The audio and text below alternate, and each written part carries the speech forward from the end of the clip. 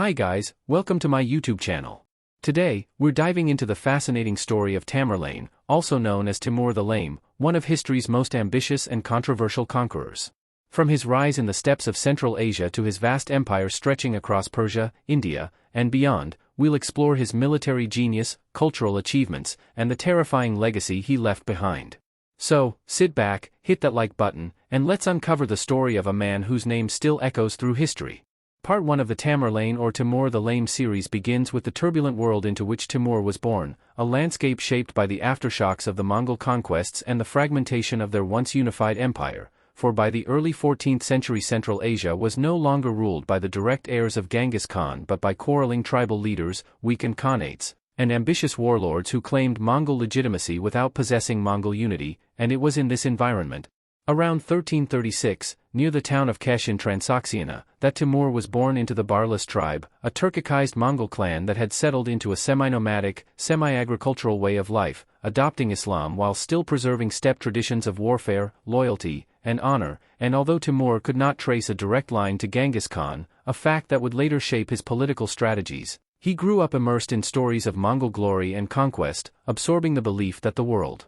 belonged to those strong enough to seize it, and from an early age he displayed an intense ambition, sharp intelligence, and a ruthless understanding of power, traits sharpened by the instability surrounding him, for Transoxiana was contested by local emirs, Chagatai Khans, and external forces, creating constant warfare that offered danger but also opportunity for a man skilled in arms and intrigue, and it was during his youth that Timur suffered the injury that would define his name in history. A wound to his leg and possibly his arm sustained during a skirmish or raid, leaving him permanently lame and earning him the epithet Timur Lang, or Timur the Lame, a physical limitation that did nothing to curb his ferocity but instead seemed to harden his resolve, transforming personal adversity into a source of legend and fear, as he learned to command from horseback despite his disability and to inspire loyalty through charisma, discipline, and calculated generosity, and by his early adulthood Timur had entered the violent politics of Central Asia, initially serving under more powerful leaders, including Emir Hussein, a fellow noble and sometime ally whose marriage alliance strengthened Timur's position but whose rivalry would later prove fatal,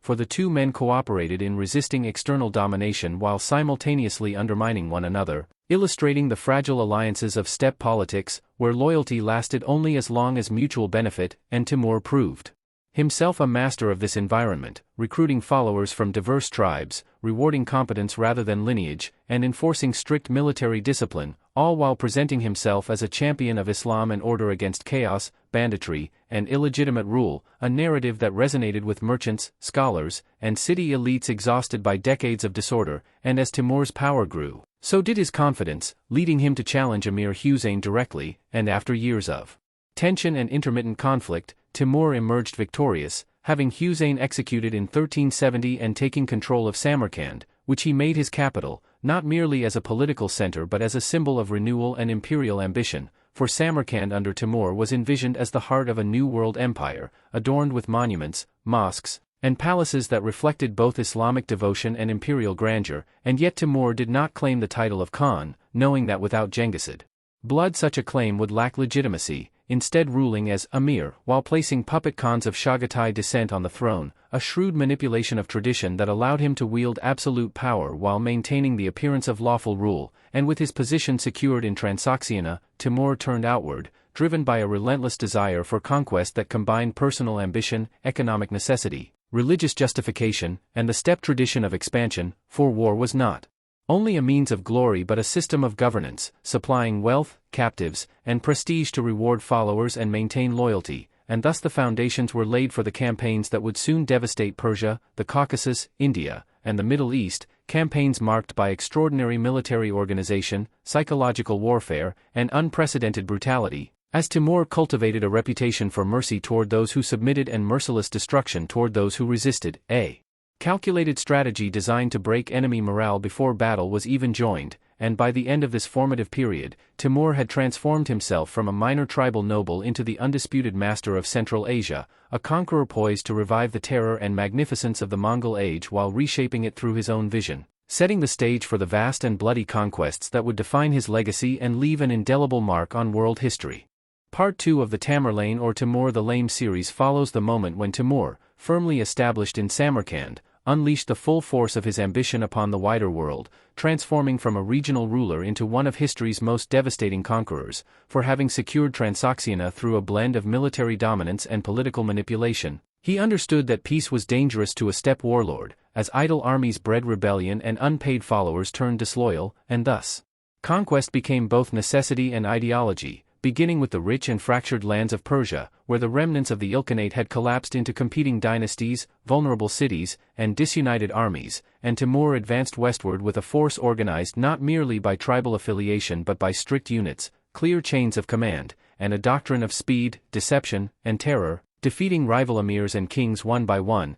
capturing cities such as Herat, Isfahan, and Shiraz, and, while he often spared artisans, scholars, and administrators, deporting them to Samarkand to embellish his capital, he unleashed horrific punishments on those who resisted, erecting towers of severed heads as warnings, a calculated brutality designed to spread fear faster than his armies could march, and this reputation soon preceded him, causing some cities to surrender without a fight while others chose desperate resistance and paid a terrible price. And yet Timur did not see himself as a mere destroyer, for he cultivated the image of a restorer of order and a champion of Sunni Islam, patronizing religious scholars, endowing madrasas, and punishing rulers he labeled heretical or corrupt, especially the Shurreh dynasties of Persia, whom he portrayed as enemies of true faith, blending religious rhetoric with imperial ambition in a manner that justified endless war. And as his empire expanded, Timur demonstrated an extraordinary ability to adapt, learning from Persian bureaucracy, Mongol military tradition, and Islamic governance, allowing conquered regions to retain their local administration so long as taxes flowed and loyalty was maintained, and this flexibility enabled him to rule vast territories with a relatively small core elite, while his personal authority remained unquestioned, for he was present everywhere through fear, legend, and swift retribution. And by the 1380s and 1390s his gaze shifted beyond Persia toward the Caucasus and the steppe to the north, where the Golden Horde, ruled by Toktamish, initially an ally whom Timur had helped to power, now challenged his supremacy, and the rivalry between the two former partners erupted into a series of brutal wars that reshaped Eurasia, as Timur defeated Toktamish in decisive battles, pursued him across the steppe, and ultimately destroyed major cities of the Golden Horde such as Sarai and Astrakhan, crippling its economic and political foundations, an act whose consequences would echo for centuries, weakening Mongol power in Russia and indirectly facilitating the rise of Moscow. And having shattered his northern rival, Timur turned south and east, drawn by the immense wealth of the Indian subcontinent, and in 1398 he crossed the Indus River, defeating the Delhi Sultanate with terrifying efficiency, exploiting internal divisions, superior cavalry tactics, and psychological warfare. And the sack of Delhi became one of the bloodiest episodes of his career, with massive slaughter, followed by the looting of unimaginable riches, including gold, jewels, and skilled craftsmen, all sent back to Samarkand, further transforming it into a glittering imperial capital that stood in stark contrast to the devastation left behind. And yet Timur's campaigns were not random acts of violence but part of a grand vision in which he saw himself as the rightful heir to the Mongol legacy, destined to dominate the known world, and this belief drove him westward once more toward the Middle East, where he confronted the Mamluk Sultanate and the rising power of the Ottoman Turks, capturing Baghdad and Damascus, cities of immense historical and cultural significance, and once again mixing patronage with terror, preserving scholars and monuments while annihilating resisting populations. And by the turn of the 15th century Timur's empire stretched from the borders of China to the Mediterranean world, bound together not by stable institutions but by his personal authority, military supremacy, and an economy of plunder. And although the empire lacked permanence, it embodied the final, fearsome resurgence of steppe conquest, as Timur, despite his lameness and advancing age, continued to ride at the head of his armies, driven by an unrelenting will to conquer, believing that history itself demanded expansion. And as the world trembled under his campaigns, the stage was set for the final chapter of his life, where ambition, age, and destiny would collide, determining whether his empire would endure or vanish as swiftly as it had risen. Part 3 of the Tamerlane or Timur the Lame series turns toward the final years of his life, a period in which the conqueror stood at the height of his power yet increasingly confronted the limits of mortality, for by the early 15th century Timur ruled an empire that astonished contemporaries with its sheer scale and terror, stretching across Central Asia, Persia, Mesopotamia, the Caucasus, and northern India, an empire held together not by stable institutions but by his personal authority. military genius, and carefully cultivated image as both divine instrument and earthly scourge, and despite his advancing age and physical infirmities, Timur showed no inclination to rest, believing instead that ceaseless conquest was the only safeguard against rebellion, decay, and oblivion, and thus even as his hair whitened and his wounds ached, his ambitions expanded toward what he considered the ultimate prize, the lands of China ruled by the Ming dynasty, whom he viewed as usurpers of Mongol authority and legitimate targets for his vengeance, for in Timur's mind the Mongol legacy remained unfinished, and he imagined himself as the final executor of Genghis Khan's universal dominion, and in preparation for this colossal campaign he assembled vast forces, gathered supplies, and issued proclamations that framed the invasion as both a restoration of rightful order and a holy struggle, revealing how thoroughly conquest had become entwined with his sense of destiny, and yet even as he planned future wars, Timur was forced to confront the fragility of what he had already built, for beneath the glittering facade of Samarkand and the awe inspired by his victories lay deep structural weaknesses, as conquered regions were ruled through fear rather than loyalty, and succession remained dangerously unresolved, with sons and grandsons competing for favor and authority, and Timur, though aware of these dangers, appeared either unwilling or unable to impose a clear, stable system of inheritance, trusting instead that his reputation and bloodline would suffice, a miscalculation rooted in the steppe tradition where power flowed from personal strength rather than law, and his court reflected this tension, combining extraordinary cultural patronage with constant intrigue, for Timur lavished resources on architecture, art, and learning, transforming Samarkand into a jewel of the Islamic world, adorned with blue-tiled mosques, madrasas, and palaces that symbolized both piety and imperial splendor, and he surrounded himself with scholars, poets, astronomers, and historians who recorded his deeds in grandiose language, crafting a narrative in which his brutality was recast as necessary justice and divine punishment, and yet these cultural achievements could not erase the immense human cost of his reign, for entire regions had been depopulated, cities reduced to ruins, and countless lives extinguished in the pursuit of his vision, creating a legacy that inspired both awe and horror among contemporaries, and as Timur prepared to march east in 1405, fate intervened in a manner that no army could overcome, for while encamped near Otrar in the harsh winter cold,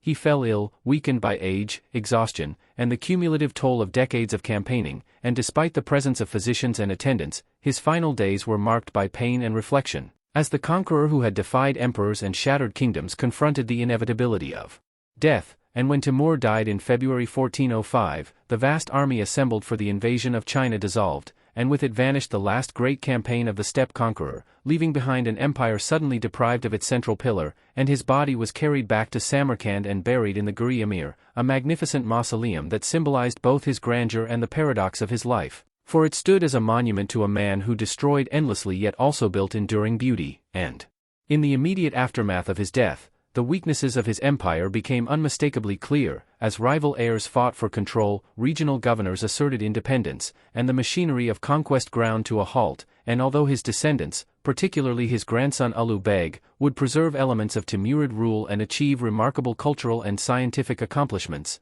the empire itself rapidly fragmented, unable to survive without the iron will that had forged it, and yet Timur's legacy did not vanish with his empire, for his campaigns reshaped the political map of Eurasia, weakening old powers, redirecting trade routes, and creating conditions that allowed new states to emerge, and his destruction of the Golden Horde altered the balance of power in Eastern Europe, while his sack of Delhi haunted Indian memory for generations, and his defeat of the Ottomans at Ankara temporarily halted their expansion, changing the course of Middle Eastern history, and beyond. These tangible effects, Timur endured as a symbol, invoked by later rulers as a model of ruthless effectiveness, a warning of unchecked ambition, or a champion of faith and order, depending on the needs of the storyteller, and thus the story of Timur the Lame concludes not with a stable empire or a peaceful legacy, but with a complex and unsettling memory of a man who rose from obscurity to dominate the world through intelligence, cruelty, and unyielding will, who believed himself chosen by destiny, and who left behind a trail of ruins and wonders that continue to fascinate, disturb, and challenge historians to this day.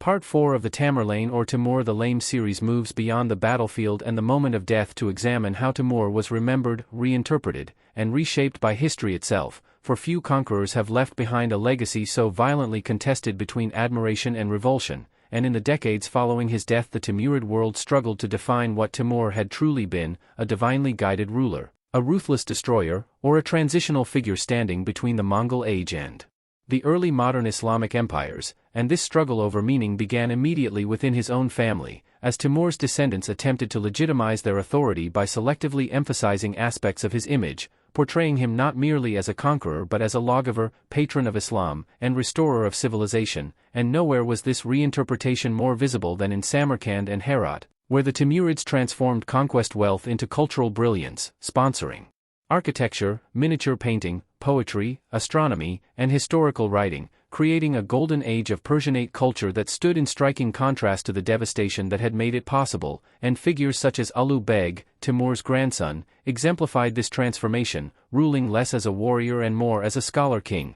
building observatories and supporting scientific inquiry, suggesting that the Timurid legacy was not solely one of destruction but also of intellectual flowering. And yet this cultural renaissance could not entirely obscure the memory of terror that Timur's name evoked across much of Asia, for in Persia, Iraq, the Caucasus, and India, oral traditions and chronicles remembered him as a scourge sent by God, a figure whose arrival meant slaughter, ruin, and the collapse of entire communities, and these regional memories diverged sharply from the official court histories commissioned by the Timurids, which carefully framed mass killings as justified punishment for rebellion or impiety, revealing how history itself became a battlefield where power dictated narrative, and beyond the Timurid domains, Timur's reputation evolved differently, particularly in the Ottoman world, where his crushing victory over Sultan Bayezid I at the Battle of Ankara in 1402 left a deep psychological scar, transforming Timur into a symbol of humiliation and catastrophe in Ottoman chronicles, while paradoxically serving as a reminder of the fragility of even the strongest empires, and in Europe, where knowledge of Timur arrived through travelers, diplomats, and fragmented reports, he was often portrayed as an exotic and terrifying Eastern monarch, alternately depicted as a barbarian tyrant or a quasi-legendary figure whose defeat of the Ottomans temporarily relieved Christian Europe from immediate threat, leading to an ambivalent fascination that blended fear with grudging admiration, and medieval and early modern European writers frequently exaggerated or mythologized his deeds, turning him into a character larger than life, detached from the specific political and cultural realities of Central Asia, and as centuries passed, Timur's image continued to evolve, shaped by changing intellectual currents, colonial scholarship, and nationalist narratives, for in the modern era he was reinterpreted once again, especially in Central Asia, where Timur, or Emir Timur, became a symbol of national pride and statehood, particularly in Uzbekistan, where monuments, museums, and official histories celebrate him as a unifier, visionary, and founder of political order, emphasizing his administrative skill and cultural patronage while downplaying the extreme violence of his campaigns, a selective memory that reflects the needs of modern identity building rather than the full complexity of historical truth. And yet even among contemporary historians, Timur resists easy classification, for he does not fit neatly into categories of either state builder or mere destroyer, as his empire lacked the institutional durability of later powers like the Ottomans, Safavids, or Mughals, yet his influence profoundly shaped the conditions under which those empires arose, particularly through the Timurid legacy carried into India by Babur, Timur's descendant, who founded the Mughal Empire and consciously invoked his ancestors' name to legitimize his own rule, demonstrating how Timur's shadow extended far beyond his lifetime, influencing political imagination across generations. And from a broader historical perspective, Timur can be seen as the last great conqueror of the steppe tradition, a figure who revived the methods of Mongol warfare in a world that was gradually moving toward gunpowder armies, bureaucratic states, and centralized institutions, and in this sense his career represents both an endpoint and a transition, the final eruption of nomadic imperial violence before the rise of more stable, administratively grounded empires, and this transitional nature explains much of the contradiction in his legacy, for he destroyed old orders without fully replacing them, leaving behind cultural brilliance but political fragmentation, and ultimately the enduring fascination with Timur the Lame lies in this tension between creation and annihilation, vision and cruelty, faith and ambition, for he embodied the raw mechanics of power in their most extreme form, demonstrating how far intelligence, discipline, and ruthlessness could carry a single individual in a fractured world, while also illustrating the inherent limits of rule founded primarily on fear and conquest. And thus the story of Timur does not conclude with a clear moral resolution but with an enduring question about the nature of greatness itself, whether it should be measured by the scale of achievements, the longevity of institutions, or the human cost imposed along the way, and it is this unresolved question that ensures Timur the Lame remains not merely a figure of the past, but a continuing challenge to how history understands power, legacy, and the price of empire.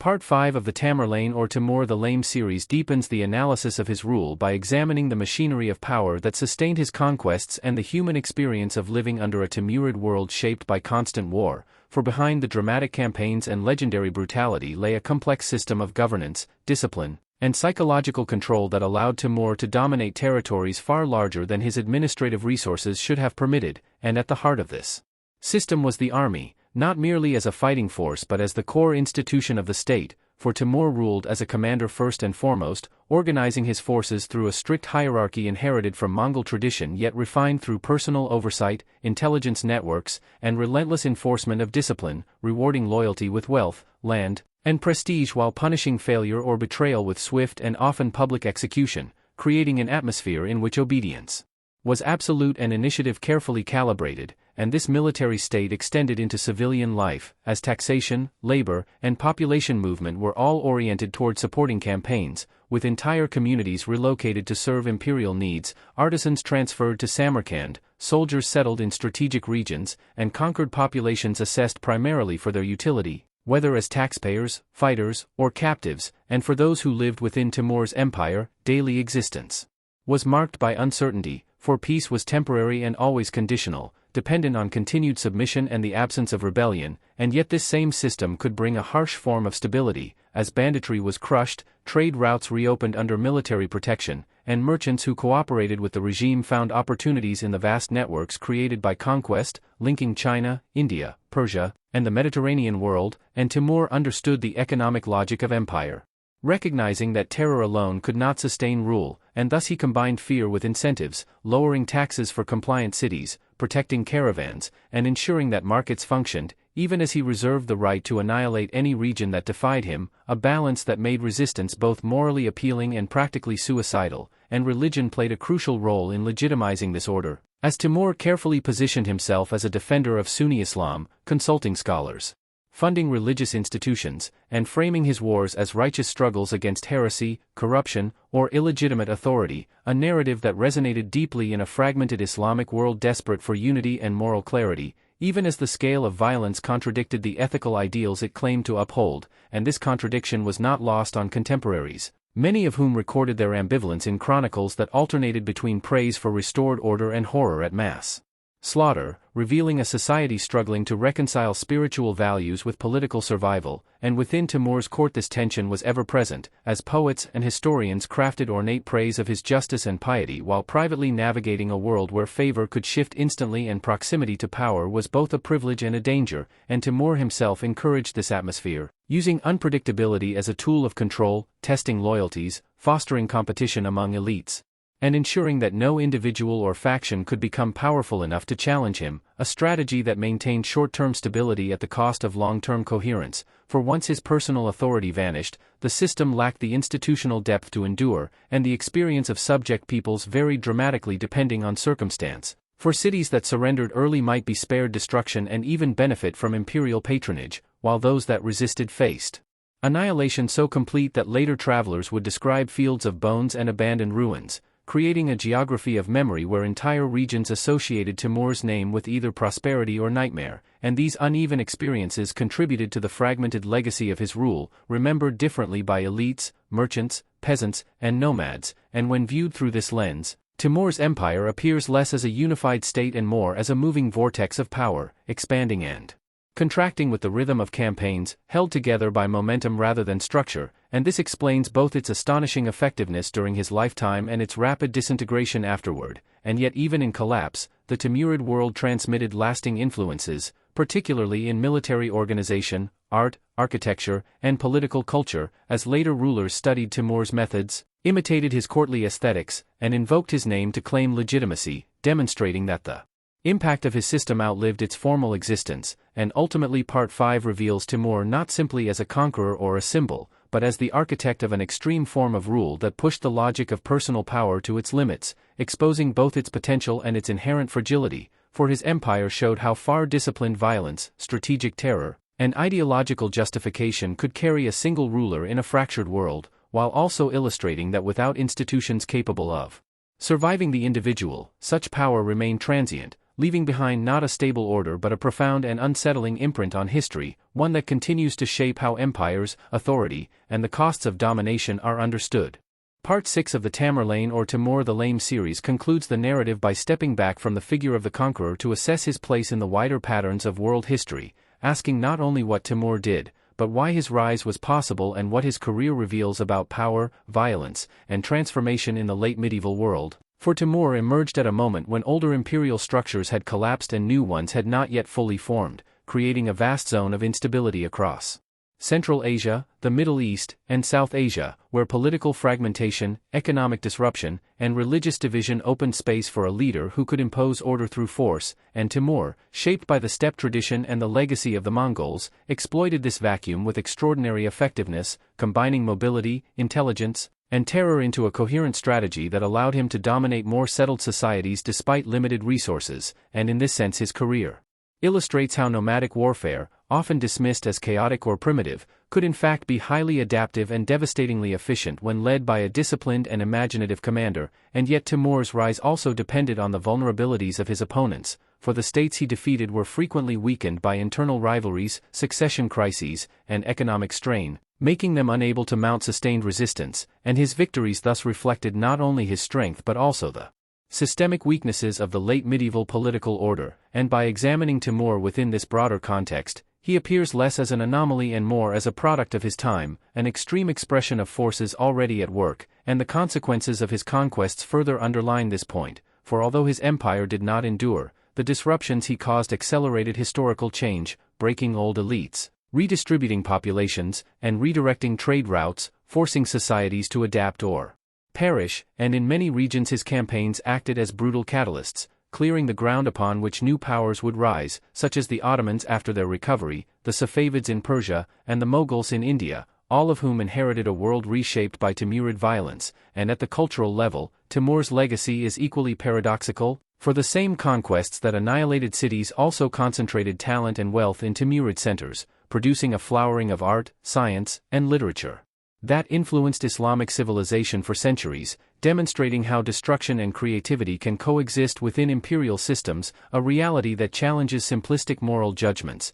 and yet acknowledging this complexity does not erase the immense suffering inflicted by Timur's wars, for the scale of killing, displacement, and trauma he unleashed was extraordinary even by the harsh standards of medieval warfare, and his deliberate use of terror as policy marks him as a ruler who consciously embraced fear as a tool of governance, raising enduring ethical questions about the relationship between effectiveness and morality, questions that remain relevant in any era where power is pursued without restraint, and the historiography of Timur reflects these tensions, as scholars continue to debate whether he should be understood primarily as a state builder, a cultural patron, or a destroyer whose achievements were ultimately hollow, and these debates themselves reveal as much about modern concerns as about the past, for interpretations of Timur often mirror contemporary attitudes toward authority, violence, and identity, and in Central Asia his image has been rehabilitated as a symbol of national strength, while in other regions he remains a figure of horror, illustrating how memory is shaped by perspective and experience,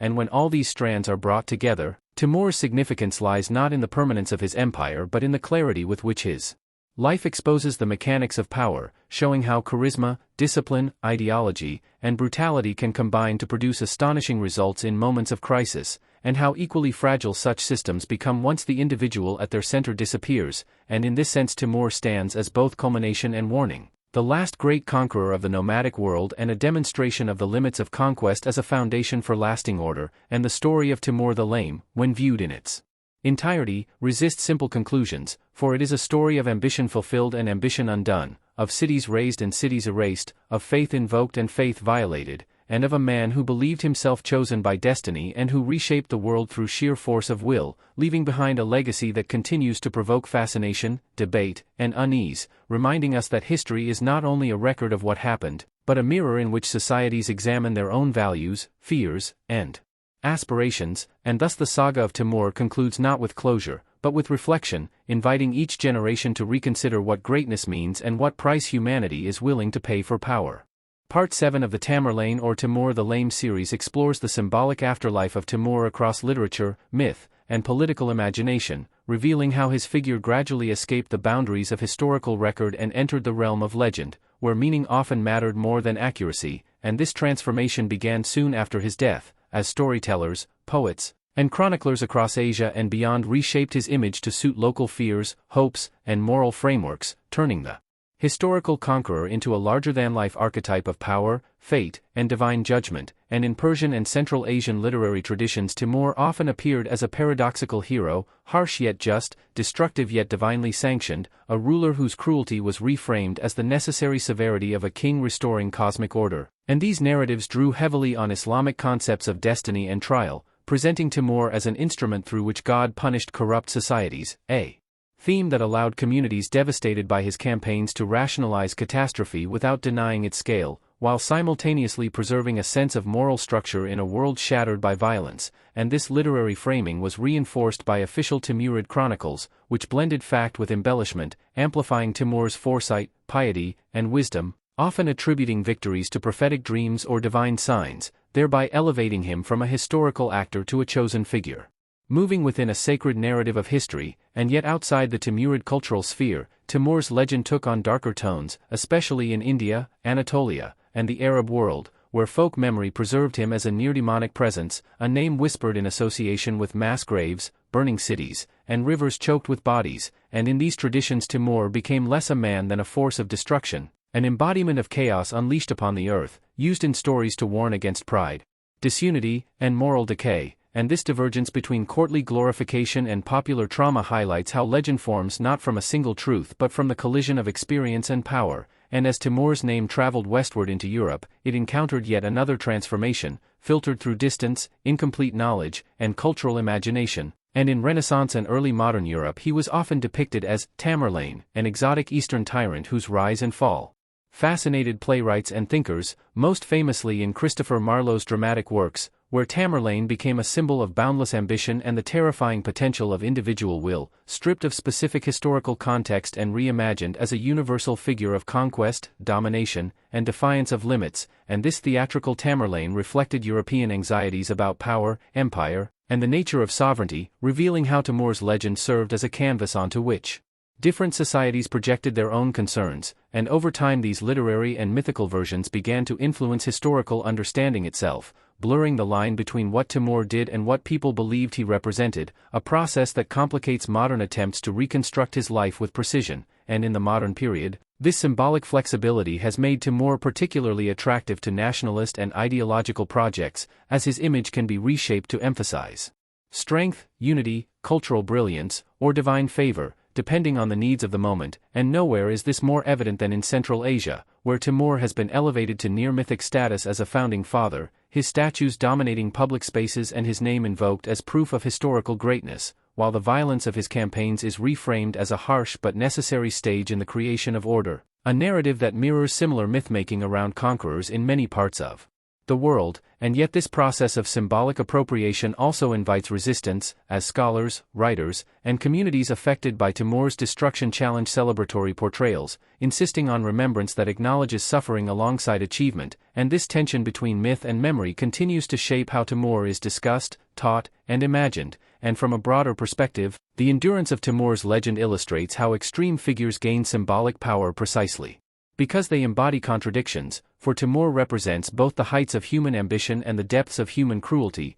both cultural brilliance and catastrophic ruin, and it is this duality that allows his image to be endlessly reinterpreted, remaining relevant long after the political structures he built have vanished. And in the end, Part 7 shows that Timur's greatest conquest may not have been of cities or empires, but of memory itself, for by imprinting his name so deeply into the consciousness of multiple civilizations, he ensured that centuries after his death, people would still argue over who he was, what he meant, and what lessons his life should teach. And in this sense Timur the Lame endures not merely as a historical figure but as a symbol through which humanity continues to grapple with the nature of power, the seduction of domination, and the enduring struggle to reconcile greatness with morality. Part 8 of the Tamerlane or Timur the Lame series turns inward to examine Timur as a human being shaped by belief, psychology, and personal identity, seeking to understand not only what he did but how he saw himself within the vast drama of his age. For beneath the armor, rituals, and terror lay a man intensely conscious of destiny, legitimacy, and memory, a ruler who compensated for the absence of Genghisid blood with an almost obsessive construction of meaning around his actions, titles, and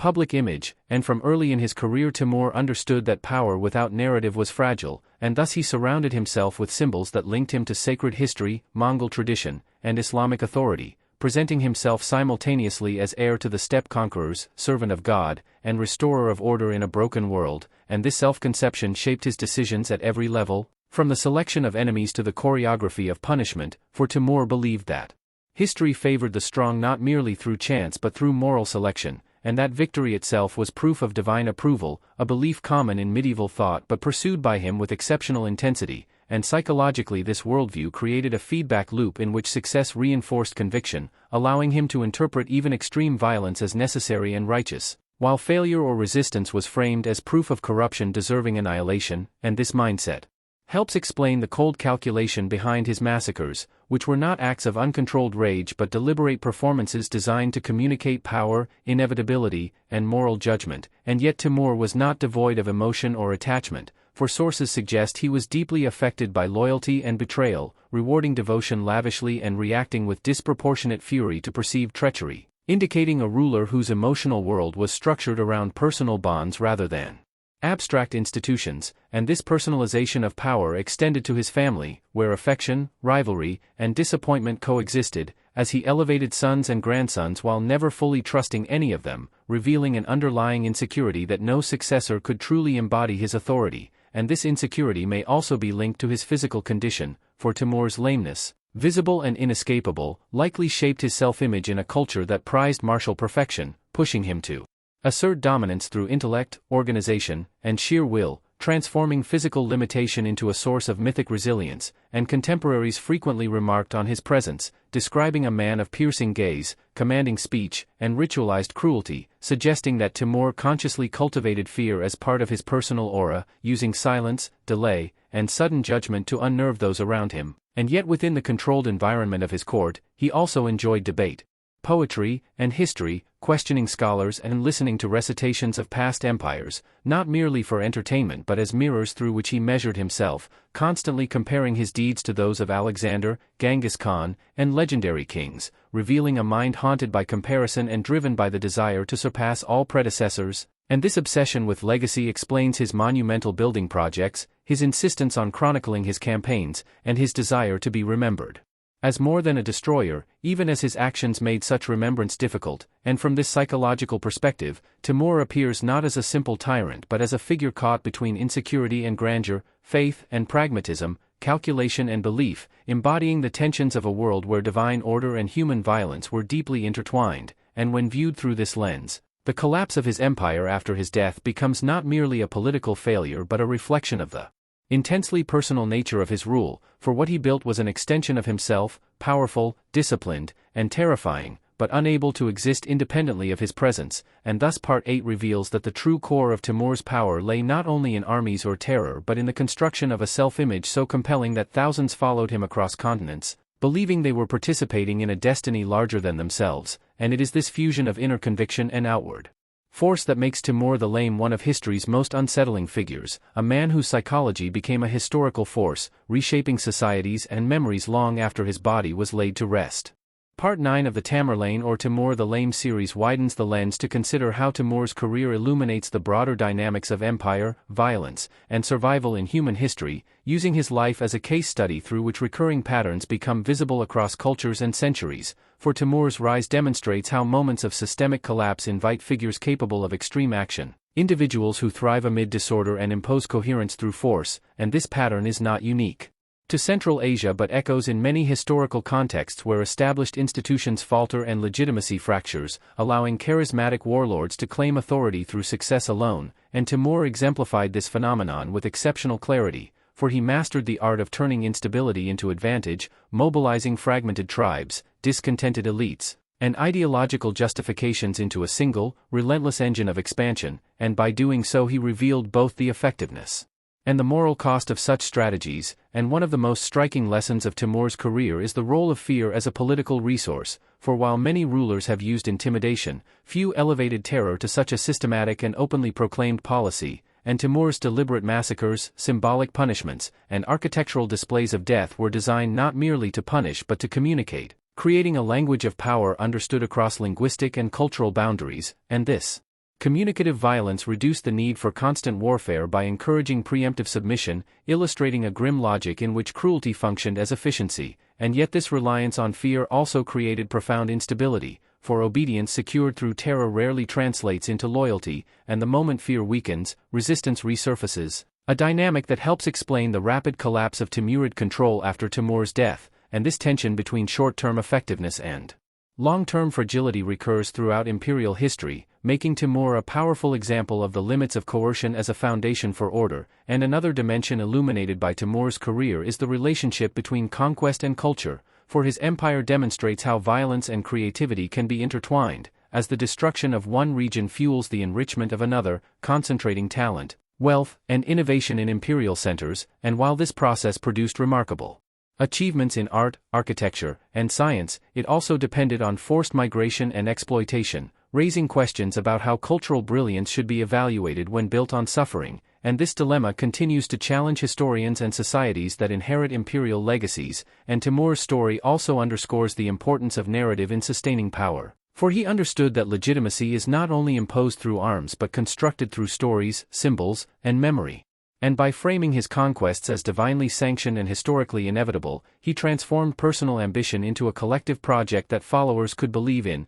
demonstrating how ideology amplifies force, and this insight resonates far beyond the medieval world, as modern regimes likewise rely on narratives to justify authority and mobilize populations. And when Timur's career is placed within this broader analytical framework, his uniqueness lies less in the scale of his violence than in the clarity with which his life exposes these mechanisms, stripped of later bureaucratic camouflage, allowing historians to see raw power in action, and this clarity makes him both fascinating and disturbing, for it forces confrontation with uncomfortable truths about human societies, including the willingness to follow destructive leaders when they promise order, meaning, or glory, and the capacity to normalize extreme suffering when framed as necessary or righteous, and in reflecting on Timur's legacy through this comparative lens, it becomes evident that his significance extends beyond Central Asia or the medieval period, offering insights into how empires rise and fall, how fear and belief interact, and how individuals can shape history when structural conditions align with personal will, and yet this recognition also demands ethical reflection.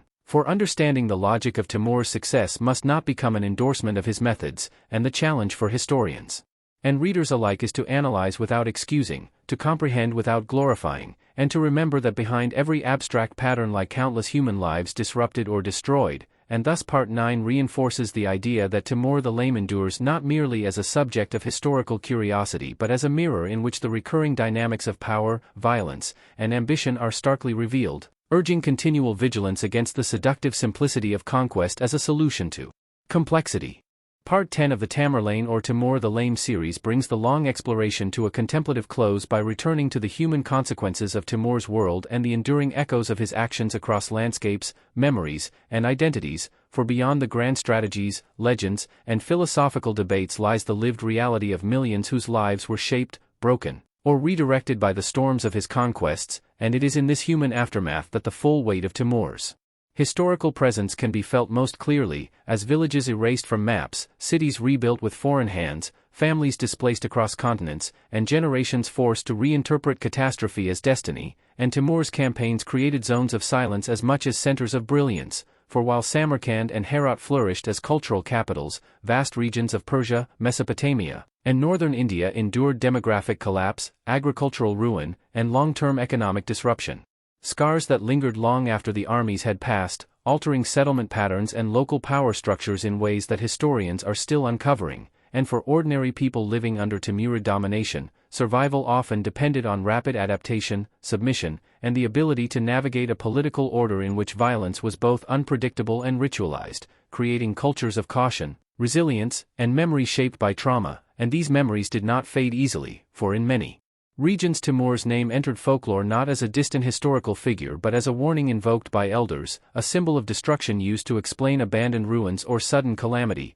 demonstrating how collective memory preserves emotional truth even when historical detail erodes, and at the same time, Timur's legacy also moved through bloodlines and institutions, for the dispersal of artisans, scholars, and soldiers helped transmit Persianate culture, administrative practices, and military techniques across Asia, influencing the formation of later states and shaping aesthetic traditions that endure to this day, and this dual inheritance of trauma and transmission complicates any final assessment, forcing recognition that history often advances through processes that are simultaneously creative and catastrophic, and as later empires emerged from the world Timur had reshaped, they carried forward both lessons and warnings drawn from his example, adopting aspects of his military organization and symbolic authority while attempting, with varying success, to build more durable institutions capable of surviving individual rulers, and in this sense Timur's failure to create a lasting empire became instructive, highlighting the necessity of law, succession, and administrative continuity in a world increasingly resistant to purely personal rule, and yet even as political systems evolved,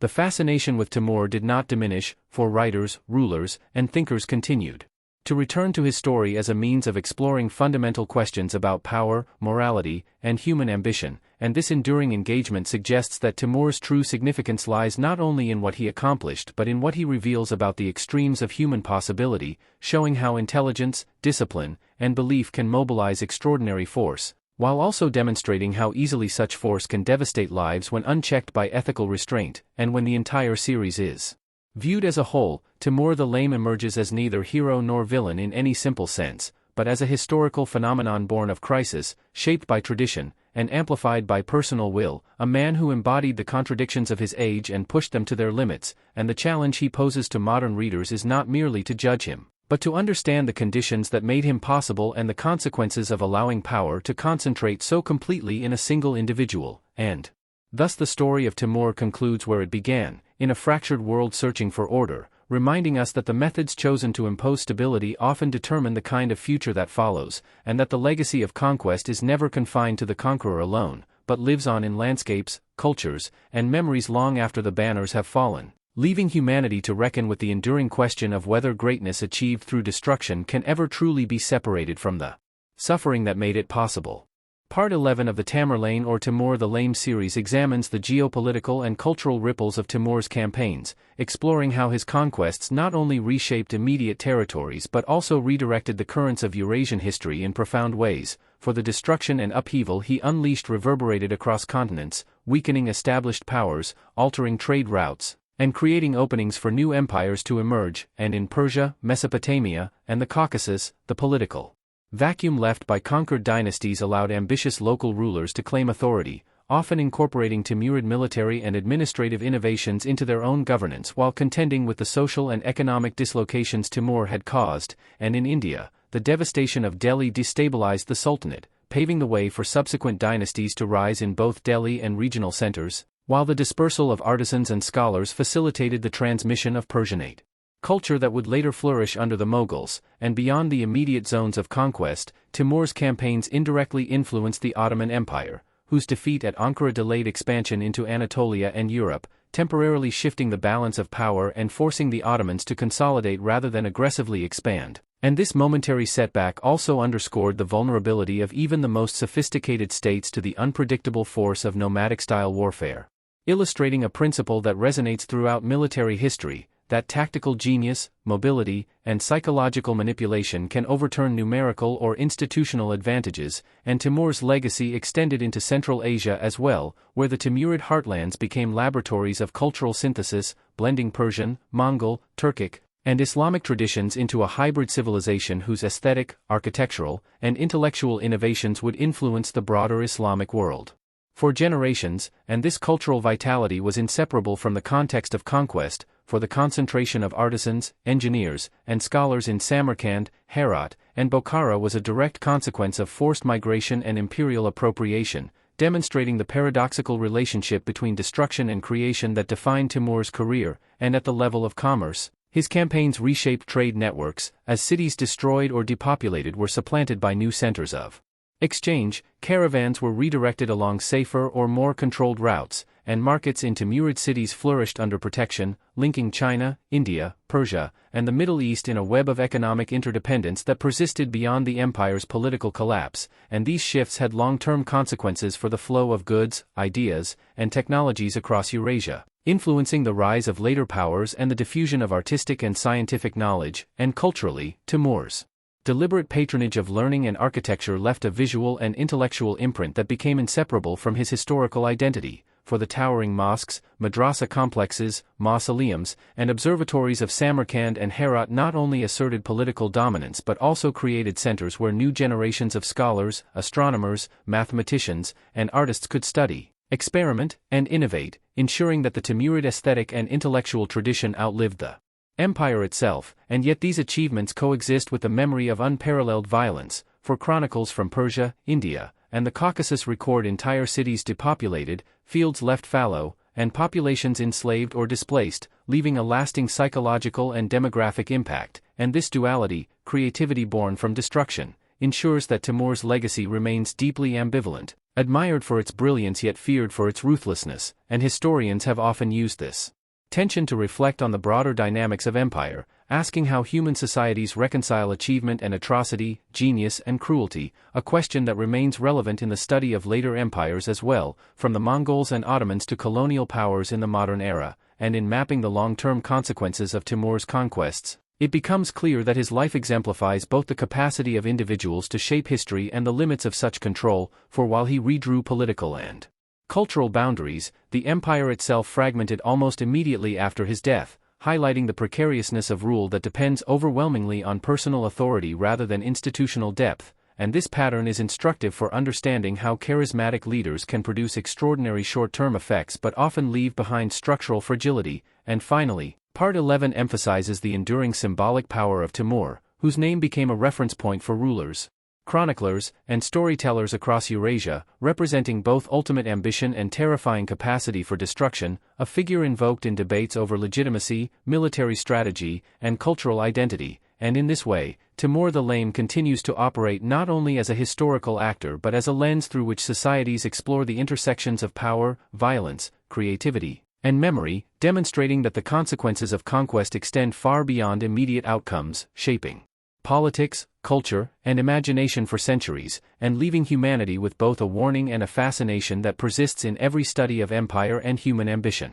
Part 12 of the Tamerlane or Timur the Lame series reflects on the ways in which Timur's life and campaigns serve as a prism for understanding the interplay of ambition, ideology, and historical contingency, for his career illustrates how individual will can intersect with structural weakness to produce extraordinary consequences. As Timur rose from relative obscurity in the fragmented steppes of Central Asia to dominate vast territories through a combination of strategic insight, psychological manipulation, and relentless violence, and in examining his methods, it becomes clear that his genius lay not merely in battlefield tactics but in the integration of military, political, and cultural tools, for he combined rapid cavalry movements with intelligence networks, punitive massacres with displays of mercy, and terror with ritualized public ceremonies, creating a system in which obedience and fear were codified into the rhythms of everyday life across his empire. And this orchestration extended to religion and ideology, as Timur framed himself as a divinely sanctioned ruler, protector of Sunni Islam, and restorer of cosmic order, invoking religious authority to justify both conquest and punishment,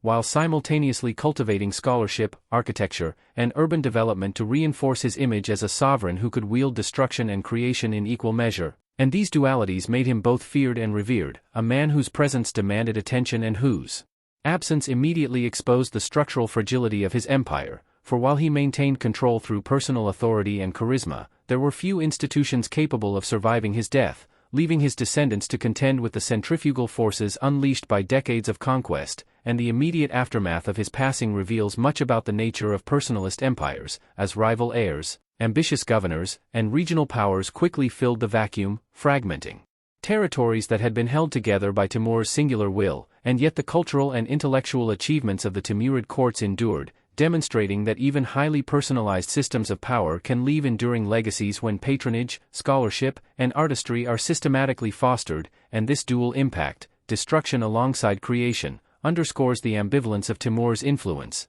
for his empire produced architectural marvels, scholarly advances, and the spread of Persianate culture across Central Asia, India, and the Middle East, while simultaneously producing trauma, displacement, and demographic collapse, a tension that historians and societies have grappled with ever since. And the psychological dimension of Timur's rule is equally instructive, as his personal identity, lameness, and obsession with destiny shaped both his strategic choices and the cultivation of his image. demonstrating how physical limitation and insecurity can be transmuted into political power when combined with intelligence, ritualized authority, and the careful manipulation of perception, and contemporaries noted his ability to inspire loyalty and terror in equal measure, cultivating devotion through reward while ensuring that betrayal was met with swift and exemplary punishment, a method that reinforced his authority but left his empire dependent on his continuous presence. And this interplay of charisma, calculation, and ideology is one reason Timur remains a figure of fascination, for he exemplifies the extreme potential of concentrated power, as well as its inherent instability, and beyond the political and cultural consequences, Timur's life also functions as a lens through which to examine historical memory, for his campaigns and persona have been variously mythologized,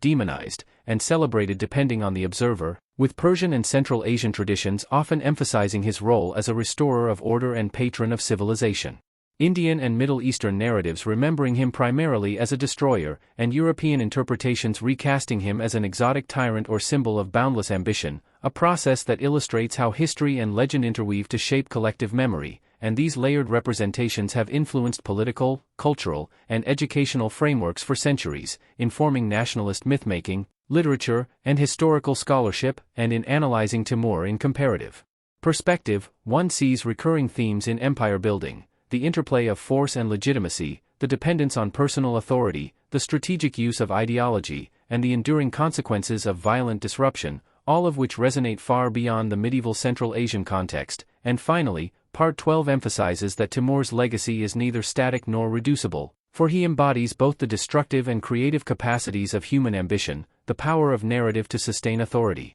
and the fragility inherent in systems built around a single individual. And understanding him requires acknowledging the full spectrum of outcomes, from mass violence and societal upheaval to cultural synthesis and intellectual advancement, and it is precisely this complexity, his simultaneity of brilliance and brutality, foresight and caprice, terror and patronage, that ensures Timur the Lame remains a subject of enduring historical inquiry, a figure whose life challenges simple moral judgment and compels reflection on the nature of power, ambition, and the lasting consequences of human action across centuries. Part 13 of the Tamerlane or Timur the Lame series turns to the enduring symbolic and historiographical significance of Timur, exploring how his life and deeds have been interpreted, reinterpreted, and appropriated across time and space, for Timur's impact was never confined to the territories he conquered but extended into the collective imagination of empires, states, and societies seeking to understand both the possibilities and dangers of concentrated power. And from the earliest chronicles to modern scholarship, Timur's narrative has been shaped by competing perspectives that highlight different facets of his rule, emphasizing either his extraordinary strategic genius and cultural patronage or his unparalleled destructiveness and cruelty, and these contrasting portrayals illustrate the malleability of historical memory, showing that a figure's legacy often says as much about the concerns of those remembering as it does about the actions of the individual remembered. And in Central Asia, Timur's image has been repeatedly harnessed to serve political purposes, from legitimizing the Timurid successors in the 15th century to becoming a national symbol in modern Uzbekistan, where statues, museums, and commemorations present him as a unifier, visionary, and patron of culture, selectively emphasizing his achievements while softening or omitting the human cost of his campaigns. And this selective memory mirrors patterns seen globally, where historical figures are adapted to contemporary needs, their legacies reshaped to inspire pride, identity, or legitimacy. And in contrast, in India and the Middle East, Timur's memory often retained the darker dimensions of his campaigns, with chronicles, folklore, and oral histories preserving vivid accounts of massacres, depopulation, and suffering, transforming him into an archetype of terror whose name became synonymous with devastation. And this duality, glorification in some regions and horror in others, demonstrates how geography, experience, and cultural context influence the construction of historical meaning. And beyond Asia, Timur's story penetrated European consciousness, arriving through travelers, diplomats, and literary adaptations. And in Renaissance Europe, he was mythologized as Tamerlane, a figure of exotic danger and grand ambition, appearing in plays, poems, and histories as a cautionary symbol of human ambition unrestrained by moral limits. And this European lens further detached him from specific historical realities, recasting him as a universal figure through whom writers explored themes of power, destiny, and mortality. And the proliferation of these myths illustrates the fluid boundary between history and legend, revealing how narratives of extraordinary individuals often evolve into moral and symbolic touchstones for societies far removed from the original events,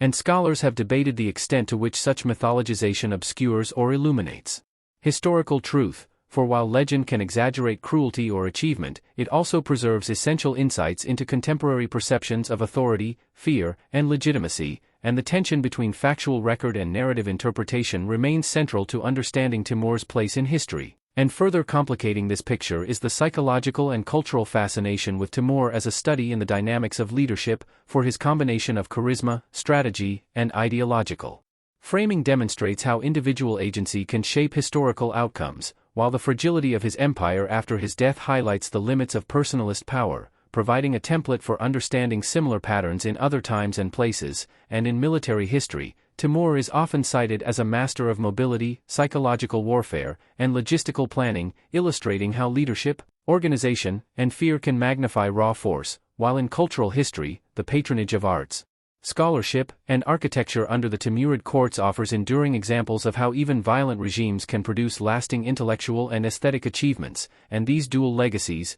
destruction and creation, terror and patronage, ensure that Timur's life remains a rich subject for interdisciplinary study, encompassing political science, anthropology, art history, and ethics, and contemporary debates over his legacy reflect ongoing struggles over collective memory, historical justice, and the role of human agency in shaping societies, as governments, scholars, and communities weigh the moral and symbolic dimensions of his life in constructing narratives of identity and civilization. And ultimately, Part 13 underscores that Timur the Lame is not only a historical actor but also a mirror for human reflection, embodying extremes of ambition, cruelty, and creativity, and providing a lens through which to examine the intersections of personal will, structural opportunity, and cultural meaning. For his story forces confrontation with the reality that great power often carries profound human cost, that memory is as contested as conquest, and that the enduring fascination with such figures arises from the persistent tension between admiration and horror, insight and warning, achievement and suffering,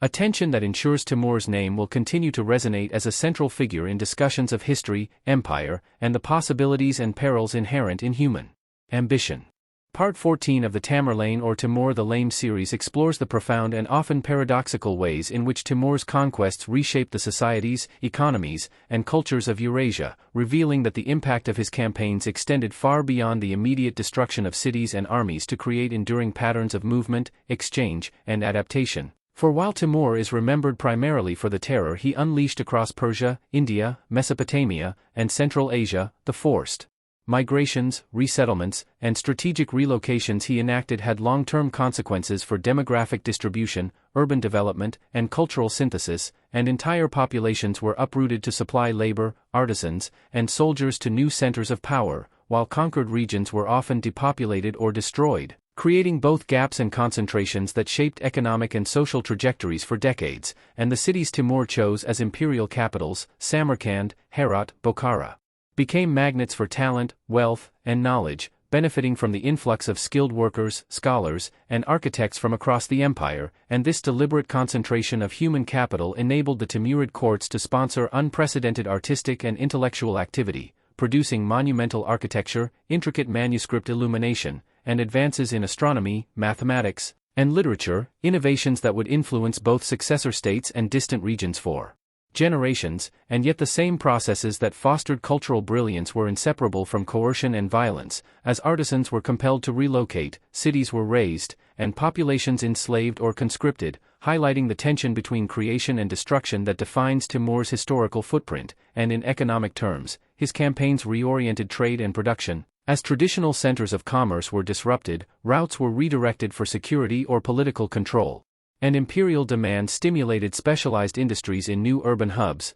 linking markets from China to India to the Middle East in networks protected by Timurid military power. And these changes had lasting consequences, laying the groundwork for the flourishing of Persianate culture, Islamic scholarship, and cross-continental commerce, even as they left scars of disruption and inequality. And politically, Timur's approach emphasized personal authority and direct oversight, demonstrating both the potential and the limitations of highly centralized, personalist power. For while he could enforce submission across vast territories during his lifetime, his death quickly revealed the structural weaknesses of an empire built around an individual, with regional governors, princes, and tribal leaders vying for control, fragmenting territories, and creating instability that persisted for decades. And this dynamic illustrates a recurrent pattern in history, where empires created through force and charisma achieve remarkable short-term success but struggle to endure without institutional depth. And culturally, the Timurid synthesis of Mongol, Turkic, Persian, and Islamic traditions produced an enduring aesthetic and intellectual legacy,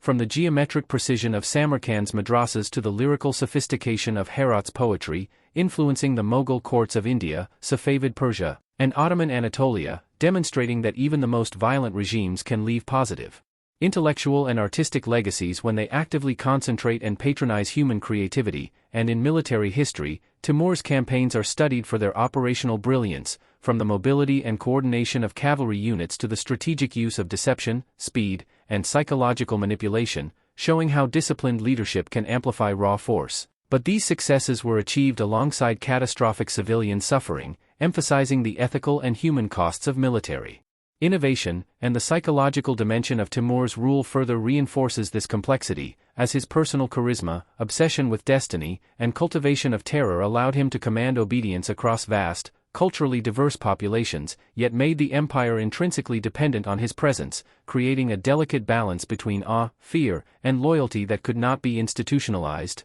And over time, Timur's legend evolved across different regions and cultures, from Persian chronicles portraying him as a divinely sanctioned restorer of order, to Indian narratives emphasizing destruction, to European literature transforming him into a symbol of boundless ambition, illustrating the ways in which historical figures become repositories for collective anxieties, ideals, and moral lessons. And this process demonstrates that Timur's significance extends beyond immediate conquests, for he became a lens through which societies interpret power, violence, and historical causality, reflecting both admiration and horror. And finally, Part 14 underscores that Timur the Lame leaves a legacy of contradictions, simultaneously creating cultural brilliance and human devastation, enabling commerce and innovation while provoking demographic collapse, demonstrating strategic genius while revealing the fragility of personalist empires, and embodying ambition, cruelty, and vision in a single historical figure, a paradox that ensures his life remains endlessly compelling for scholars, artists, and policymakers alike, and highlights enduring questions about the limits of power,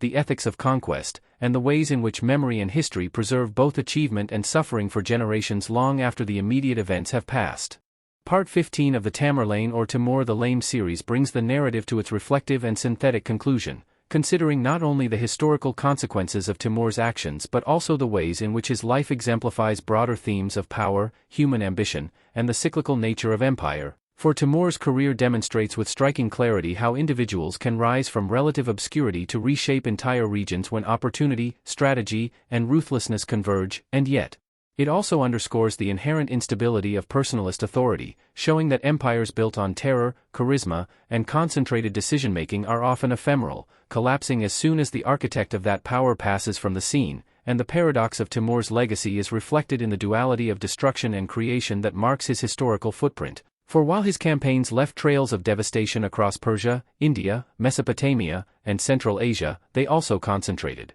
talent, wealth, and culture in emergent centers, producing architectural marvels, flourishing cities, and artistic and intellectual innovations that would outlast the political structures that created them. And in examining this tension, historians gain insight into how extreme violence and visionary governance can coexist, how terror can enforce order while simultaneously fostering conditions for cultural synthesis, and how the mechanisms of power often carry both immediate and generational consequences. And this interplay of destruction and renewal also affected economic patterns, as the depopulation of conquered regions, relocation of artisans and laborers, and redirection of trade routes reshaped commercial networks from China to the Middle East, producing long-term shifts in supply chains, urban hierarchies, and regional influence, which influenced not only the successor states of the Timurid Empire but also the broader flow of Eurasian history, facilitating connections that underpinned the later rise of the Mughal, Safavid, and Ottoman powers, and these structural transformations reveal that Timur's impact was not merely martial or political but also deeply social and economic,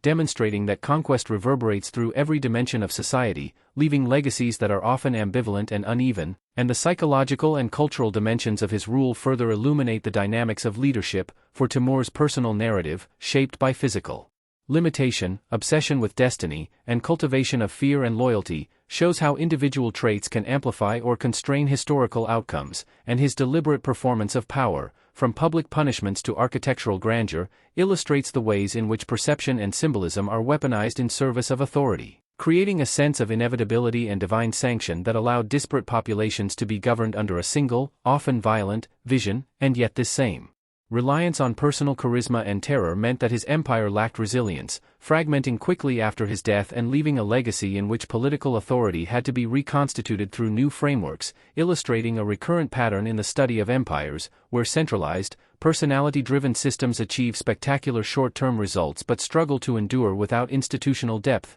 And alongside these structural and psychological observations, Timur's historiographical and symbolic significance is equally instructive, for he became a figure whose life could be interpreted in multiple, often contradictory ways, celebrated in Central Asia as a cultural and political hero, remembered in India and the Middle East as a destroyer, and mythologized in Europe as a cautionary exemplar of ambition unrestrained by morality, and these layered perceptions demonstrate how history, memory, and legend interact to shape collective understanding, revealing that the study of any individual figure is inseparable from the interpretive frameworks through which later societies engage with the past, and in modern terms, Timur's legacy continues to provoke reflection on the ethics of power, the costs of conquest, and the complexity of human achievement, reminding us that greatness often carries a shadow of suffering, that ambition without restraint can both create and destroy, and that the remembrance of historical actors is shaped as much by contemporary values as by historical facts, and ultimately, Part 15 emphasizes that Timur the Lame embodies the contradictions inherent in human history, serving simultaneously as a case study in strategic genius, a warning about the fragility of personalist rule, and a symbol of the interplay between destruction and creation,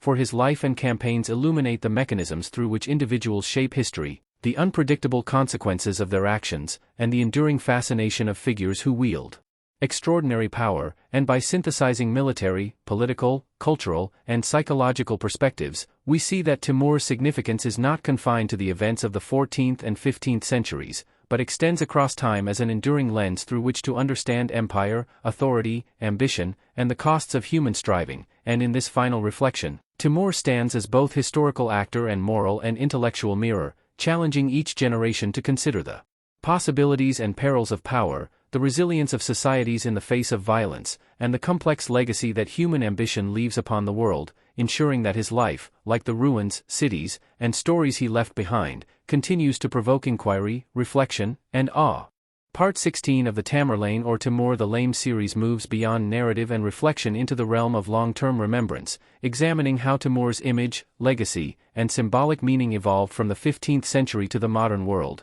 revealing how history transforms conquerors into icons, warnings, and instruments of identity, for after the collapse of the Timurid political structure, Timur did not fade into obscurity but instead grew larger in memory, becoming a figure continuously reinterpreted by dynasties, scholars, artists, and nations seeking legitimacy, meaning, or cautionary lessons, and in Central Asia, particularly in regions such as modern Uzbekistan, Timur was gradually recast as a unifying national hero, a founder figure whose empire symbolized strength, cultural brilliance, and independence, leading to the elevation of his image in monuments, textbooks, and public memory, where the brutality of his campaigns was often softened or reframed in favor of narratives emphasizing order, statecraft, and cultural patronage, while in contrast, in Persia, India, and the Middle East, collective memory retained sharper recollections of devastation, mass killings, and urban ruin, preserving Timur as a symbol of catastrophic invasion whose campaigns shattered cities and disrupted social continuity. And these divergent memories demonstrate how historical legacy is shaped not by objective fact alone but by the needs, identities, and traumas of those who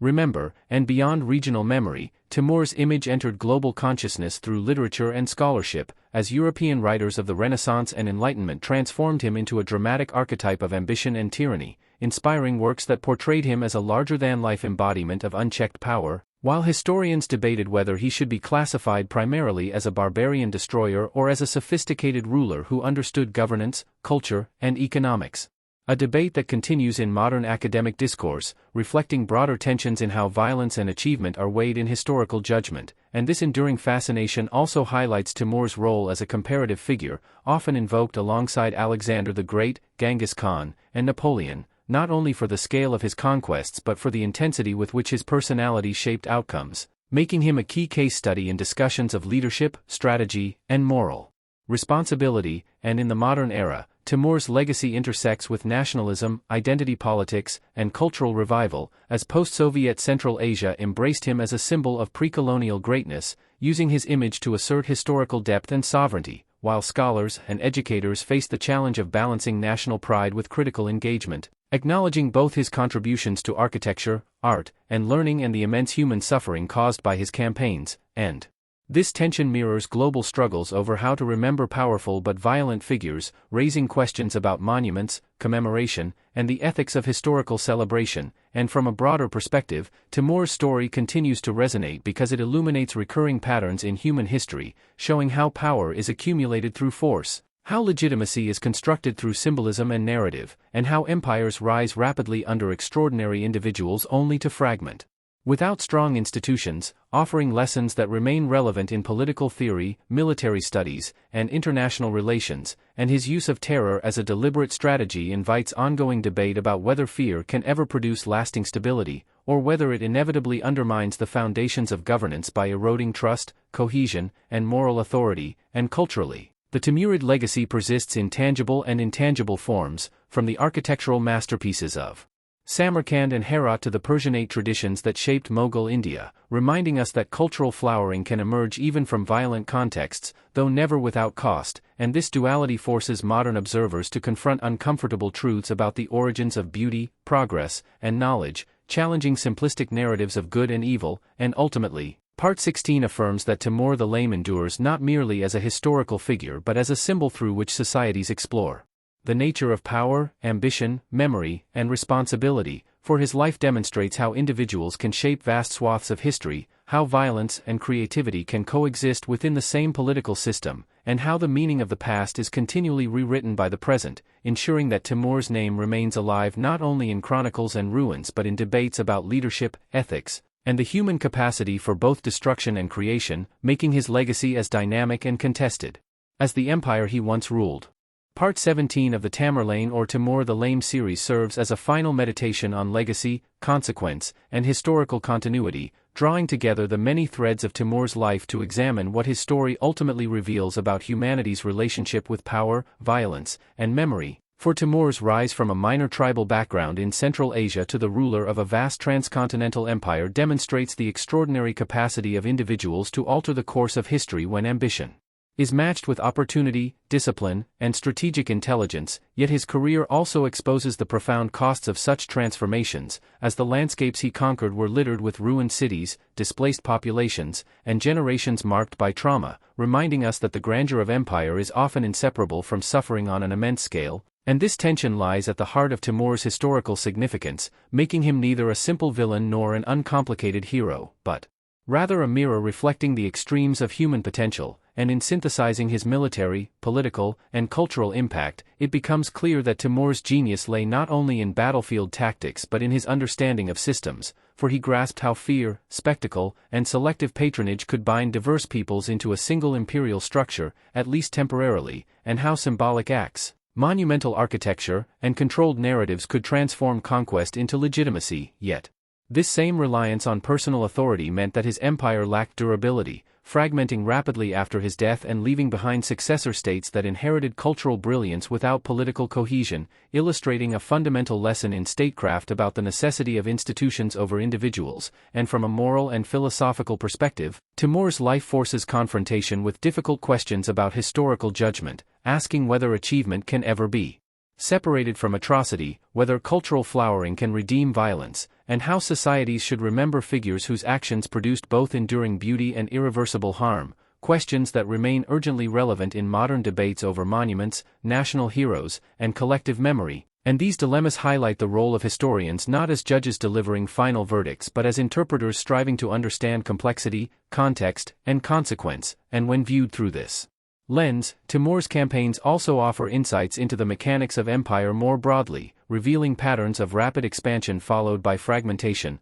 of centralized terror giving way to decentralized negotiation, and of cultural synthesis emerging from coercive encounters, patterns that echo across world history from antiquity to the modern age, reinforcing the idea that Timur's significance extends far beyond his own time and place, and culturally, the Timurid legacy demonstrates the resilience of human creativity, for even amid devastation, scholars wrote, artists painted, architects built, and poets composed works of lasting beauty, suggesting that human societies possess an extraordinary capacity to generate meaning and expression even under oppressive conditions, though this resilience should never be used to justify the violence that made it necessary, and as a symbol, Timur has continued to evolve, shaped by the needs and values of those who remember him, becoming alternately a national founder, a cautionary tale, a romanticized conqueror, or a subject of critical scholarship, illustrating that history is not static but a living dialogue between past and present, and in this sense, Timur's story challenges us to reflect not only on who he was, but on who we are, on the values we emphasize, the narratives we construct, and the lessons we choose to draw from the past. And in closing, Part 17 affirms that the enduring power of Timur the Lame's story lies in its capacity to provoke reflection, resisting simple conclusions and demanding engagement with contradiction, for his life embodies the heights of strategic brilliance and the depths of human cruelty, the creation of cultural splendor and the infliction of immense suffering, and by confronting these realities honestly, we gain a deeper understanding of empire, leadership, and the human condition itself, ensuring that Timur remains not merely a figure of distant history but a continuing source of inquiry, warning, and insight for generations to come. Part 18 of the Tamerlane or Timur the Lame series extends the discussion into comparative and contemporary relevance, examining how Timur's life and methods illuminate enduring patterns in global history and why his example continues to resonate in modern thought, for when Timur is placed alongside other world conquerors, his career reveals both shared traits and distinctive features that deepen our understanding of power, as like Alexander, Genghis Khan, and Napoleon, he combined personal charisma with military innovation, yet unlike them, he ruled without a unifying ideology or enduring administrative system, relying instead on fear, mobility, and selective patronage, a combination that produced astonishing short-term dominance but limited long-term cohesion, and this contrast underscores a central lesson of history, that conquest alone does not create permanence, and that sustainable power depends on institutions, legitimacy, and shared identity as much as on force, and in this sense, Timur serves as a critical counterexample in political theory, demonstrating the limits of rule grounded primarily in coercion, even when exercised by an exceptional individual, and from a military perspective, his campaigns continue to be studied for their operational brilliance, as his mastery of logistics, rapid maneuver, intelligence gathering, and psychological warfare allowed him to defeat numerically superior enemies across diverse terrains, yet modern analysis also highlights how these successes were facilitated by the fragmentation of his opponents and the absence of coordinated resistance, reminding us that military genius operates within historical conditions rather than above them, and culturally, Timur's legacy provides a powerful case study in how empires act as engines of exchange as well as destruction, for the forced movement of artisans, scholars, and technologies under Timurid rule accelerated the diffusion of artistic styles, scientific knowledge, and administrative practices, contributing to the flowering of the Persianate world and shaping the cultural foundations of later empires, including the Mughals of India, whose rulers consciously traced their lineage to Timur to legitimize their authority and emulate his cultural patronage while avoiding some of his excesses, and this selective inheritance demonstrates how successors reinterpret violent founders to suit new political and moral contexts, preserving prestige while reshaping practice, and in the modern era, Timur's story intersects with debates about leadership, nationalism, and historical responsibility, as states and societies grapple with how to remember figures associated with both achievement and atrocity, and the differing portrayals of Timur across regions reveal how memory is mobilized to serve identity, whether as a symbol of sovereignty, resilience, or warning, highlighting the ethical challenge of commemoration in a world increasingly attentive to historical injustice, and this relevance extends beyond memory into governance, as Timur's reliance on spectacle and fear anticipates modern discussions about authoritarian power, propaganda, and the psychology of rule, showing how rulers manipulate perception to create obedience, but also how such systems generate instability by suppressing trust and participation. Lessons that remain pertinent in contemporary political analysis, and philosophically, Timur's life raises enduring questions about agency and structure, prompting reflection on the extent to which individuals shape history versus the degree to which they are products of their environment. For while Timur's personal qualities were extraordinary, his rise was also enabled by the political fragmentation, economic pressures, and cultural norms of 14th-century Eurasia, suggesting that history is forged through the interaction of human will and historical circumstance rather than by singular genius alone, and this insight encourages a more nuanced understanding of causality, resisting both hero worship and moral reductionism. And as the series progresses toward its close, Part 18 emphasizes that studying Timur is not merely an exercise in recounting conquest but an opportunity to engage with fundamental questions about human behavior, ethical judgment, and historical learning. For his life challenges us to consider how societies can acknowledge brilliance without glorifying brutality, how they can draw lessons from violence without normalizing it, and how history can inform present choices without being distorted by present needs. And ultimately, Timur the Lame endures because his story encapsulates the extremes of the human experience: ambition and fear, creativity and destruction, order and chaos, reminding us that the forces shaping history are complex, often contradictory, and deeply human. And by examining his legacy through comparative, cultural, and philosophical lenses, we gain not only a clearer picture of a formidable conqueror but also a deeper understanding of the patterns that continue to shape power, memory, and responsibility in the modern world, ensuring that Timur's story remains relevant not as a model to emulate, but as a profound case study through which to interrogate the past and reflect upon the future. Part 19 of the Tamerlane or Timur the Lame series turns inward to examine the human dimension behind the conqueror, seeking to understand Timur not only as a force of history but as a man shaped by belief, insecurity, ambition, and an intense awareness of mortality. For beneath the vast campaigns and grand monuments lay an individual driven by a profound need for legitimacy and remembrance, rooted in his non-Chinggisid lineage and his physical impairment, which together fueled a lifelong effort to prove destiny had chosen him for greatness. And this psychological landscape helps explain the extremes of his behavior, the calculated cruelty, the relentless campaigning even into old age, and the obsession with symbols of power that could transcend bloodline and body. And Timur's relationship with faith further illuminates this inner world, as he publicly presented himself as a defender of Islam, a restorer of order, and an instrument of divine will, yet his actions often contradicted orthodox moral teachings, revealing a pragmatic use of religion as both personal justification and political tool, enabling him to frame violence as sacred duty while securing the loyalty of clerics, scholars, and populations who sought stability amid chaos.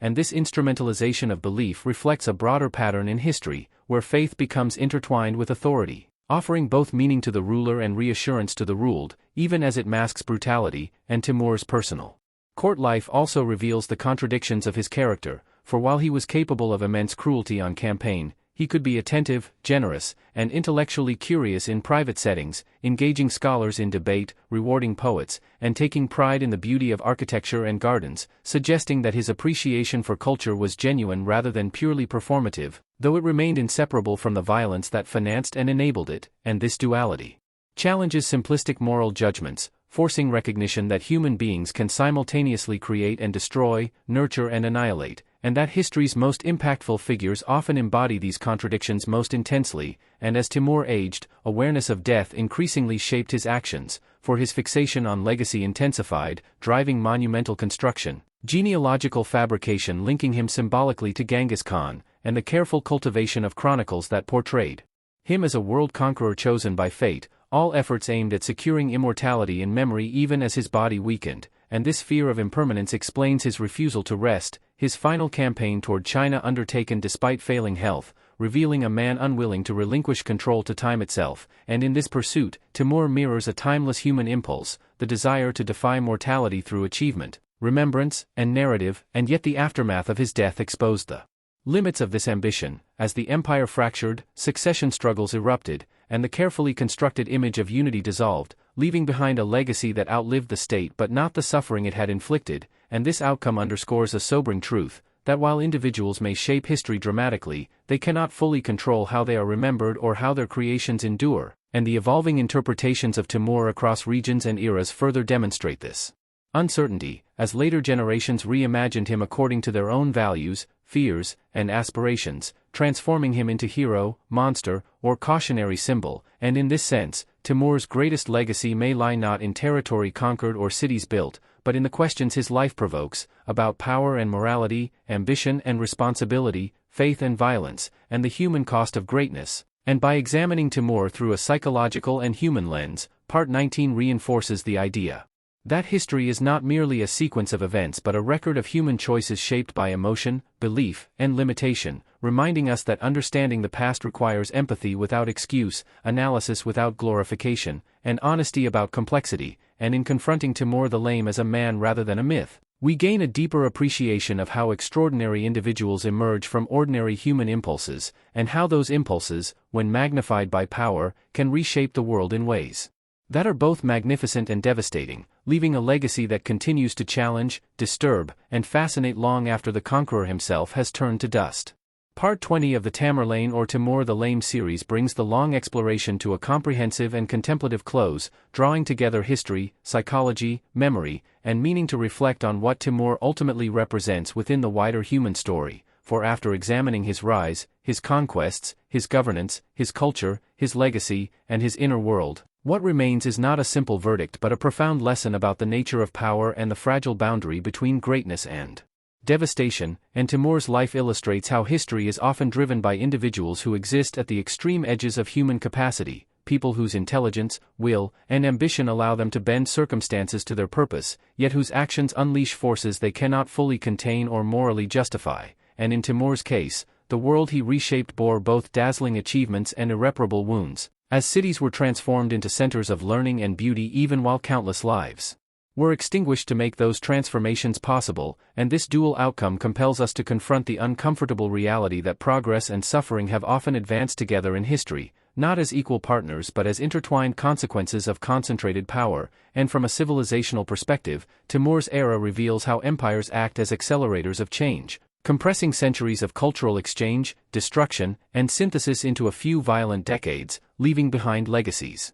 that outlast their political structures, and the Timurid cultural flowering that influenced Persia, Central Asia, and Mughal India stands as evidence that human creativity can persist even under regimes of fear, though this persistence should be understood as resilience rather than justification. And politically, Timur's empire reinforces the lesson that authority rooted in personal dominance rather than institutions remains inherently unstable, for despite his meticulous control and strategic brilliance, he failed to create a system capable of surviving him, and his successors inherited prestige without unity, culture without cohesion, power without permanence, demonstrating that lasting governance depends not on the will of one extraordinary individual but on structures that can channel human ambition without relying upon it entirely. And morally, Timur's story forces reflection on how societies remember figures whose actions produced both glory and catastrophe, challenging modern audiences to resist both romanticization and simplification, and to acknowledge that historical understanding requires holding conflicting truths at once,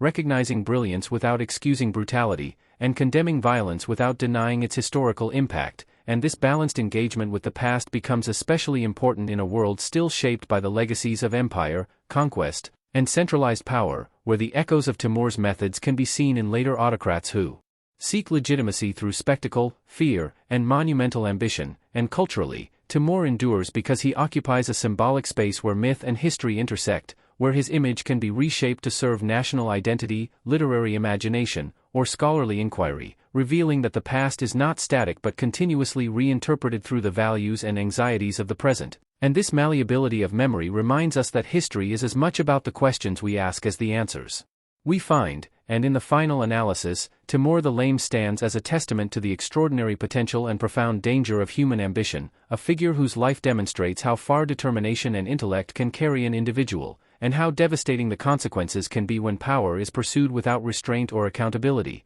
And by tracing his story across 20 parts, we see not only the arc of a conqueror's life but a broader pattern of rise, dominance, fragmentation, and remembrance that recurs throughout human history, reinforcing the idea that while names, places, and technologies change, the fundamental dynamics of power, fear, creativity, and memory remain strikingly consistent. And in this sense, Timur's ultimate significance lies not in the empire he built or the cities he destroyed, but in the enduring questions his life raises about leadership, morality, legacy, and the cost of greatness, questions that remain as relevant today as they were 6 centuries ago, ensuring that Timur the Lame remains not merely a subject of historical study but a powerful mirror through which humanity continues to examine itself. And with this, we come to the end of our journey through the life and legacy of Tamerlane, also known as Timur the Lame, a man who reshaped history through ambition, intellect, and overwhelming force. His story reminds us that power can build cities and destroy civilizations, that brilliance can exist alongside brutality, and that legacy is never simple or uncontested.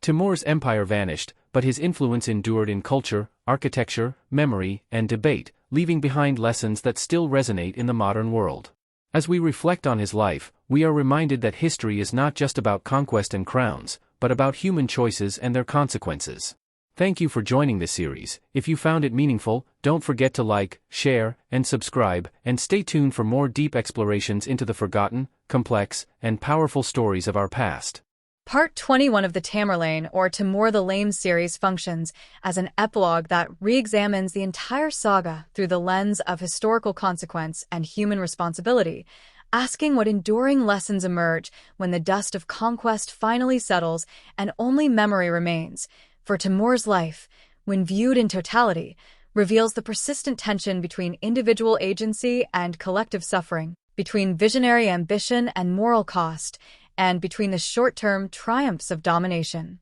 and the long-term realities of fragmentation. And this tension is what grants his story lasting relevance, because it mirrors patterns that recur throughout history whenever power becomes concentrated in the hands of a single, extraordinary figure. And by tracing Timur's arc from obscurity to supremacy and then to posthumous myth, we see how empires are not merely built through battles and strategy, but through narrative, symbolism, and the management of fear, and how those same tools that create authority can erode its foundations when they suppress trust, participation, and institutional continuity. And Timur's reliance on terror, spectacle, and personal command allowed him to rule a vast and diverse empire with astonishing efficiency, yet it also ensured that his system could not survive him, leaving successors to inherit glory without stability and memory without unity. And this outcome underscores one of history's most sobering lessons, that domination can compel obedience,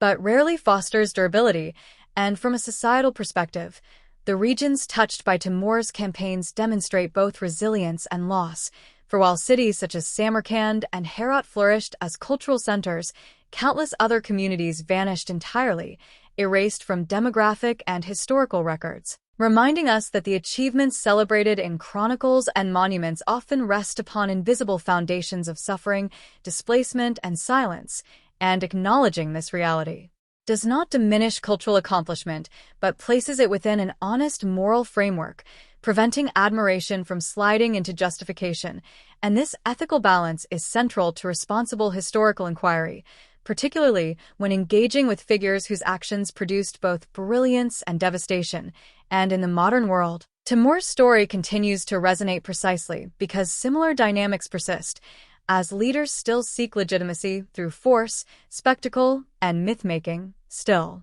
conflate personal destiny with national purpose, and still leave behind societies grappling with the consequences of centralized, unaccountable power, making Timur less a relic of the medieval past than a recurring archetype within the human story. And his example challenges contemporary audiences to think critically about leadership, asking whether strength without restraint can ever produce justice, whether fear can substitute for legitimacy, and whether historical greatness can be meaningfully separated from moral responsibility. And these questions extend beyond Timur himself, inviting reflection on how history is taught, remembered, and mobilized, particularly in societies that seek heroes to anchor identity or authority. And as this series concludes, it becomes clear that Timur the Lame endures not because his empire lasted, but because his contradictions remain unresolved. For he embodies the paradox of human potential, the capacity to create beauty through intellect and patronage while unleashing destruction through ambition and violence. And it is within this paradox that his enduring significance lies, serving as both inspiration and warning, and ultimately, Part 21 affirms that the true value of studying Timur is not to praise or condemn him in isolation, but to use his life as a lens through which to examine the broader forces that shape history, the choices individuals make when wielding power, and the responsibilities that accompany influence on a massive scale. And by confronting his legacy honestly, without myth or simplification, we gain a deeper understanding of how the past informs the present, how memory shapes identity, and how the pursuit of greatness can leave legacies that are as fragile and contested as they are monumental, ensuring that Timur the Lame remains not merely a conqueror of lands, but a lasting challenge to how humanity understands power, ambition, and the cost of leaving one's mark upon the world. Part 24 of the Tamerlane or Timur the Lame series moves into a deeper philosophical and ethical reckoning, asking how history should ultimately engage with figures whose lives combined extraordinary capability with immense harm, and whether understanding such individuals requires a different moral vocabulary than that used for ordinary actors. For Timur's career, when stripped of myth and romanticization, confronts us with the unsettling reality that effectiveness and morality often diverge in the exercise of power, and that historical success does not necessarily correspond to ethical virtue, a tension that lies at the heart of historical interpretation. And by examining Timur through this lens, we are forced to reconsider how narratives of greatness are constructed, sustained, and transmitted, and whose voices are amplified or silenced in that process, particularly when the victims of conquest leave fewer records than the victors who commission chronicles and monuments. And this imbalance reminds us that history is not merely discovered but curated, shaped by power relationships that persist long after the events themselves, and Timur understood this intuitively, investing heavily in architecture, genealogy, and historiography to ensure that his version of events would dominate memory, revealing a sophisticated awareness of how legacy is engineered as much as earned. And yet, despite these efforts, his image fractured across cultures, confirming that no ruler can fully control how they are remembered, and this fragmentation of memory invites ethical responsibility from modern historians and audiences who must navigate between empathy and critique, avoiding both demonization and glorification, and instead striving for a balanced understanding that acknowledges agency, context, and consequence. And in broader terms, Timur's story illuminates how violence becomes normalized within systems of ambition, how rulers justify cruelty through appeals to order, destiny, or divine sanction, and how societies, in turn, adapt to such rule through accommodation, resistance, or internalization, patterns that recur across time and geography, making Timur a useful but troubling case study for understanding the moral psychology of domination. And this perspective challenges the comforting assumption that brutality belongs solely to the past, reminding us that the mechanisms Timur employed, fear, spectacle, narrative control, and selective generosity, continue to appear in modern forms, albeit through different technologies and institutions, and thus his life encourages vigilance, prompting contemporary societies to examine how power is exercised and justified in their own contexts. And from an ethical standpoint, Part 24 emphasizes the importance of restoring visibility to suffering within historical narratives, not to overshadow cultural achievement, but to situate it honestly, ensuring that admiration does not erase accountability.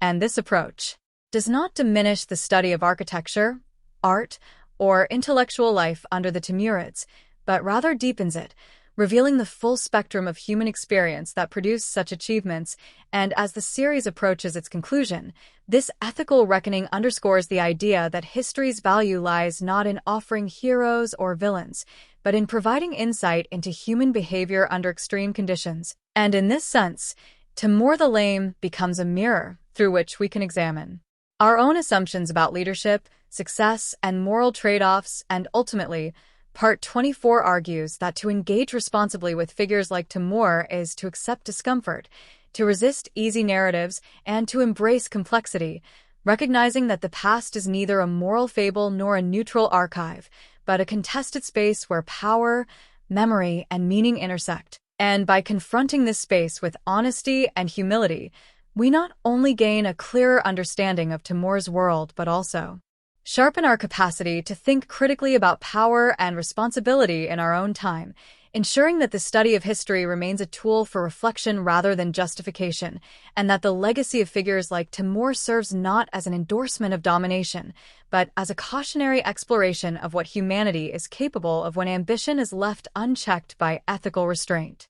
Part 22 of the Tamerlane, or Timur the Lame series, advances the epilogue into a wider global perspective, situating Timur within the long continuum of world history to explore how his life helps explain the mechanics of transformation at moments when old orders fracture and new ones struggle to emerge. For Timur rose during a period of profound instability across Eurasia. When the aftershocks of the Mongol conquests had weakened traditional authorities, trade networks were strained by war and plague, and political legitimacy was contested across regions, creating conditions in which a figure of exceptional will and adaptability could carve out space for domination. And understanding this context clarifies that Timur was not an anomaly, but a product of a volatile historical environment that rewarded speed, ruthlessness, and improvisation, and yet while circumstance enabled his rise, it does not absolve the choices he made. For history is shaped not only by conditions but by decisions,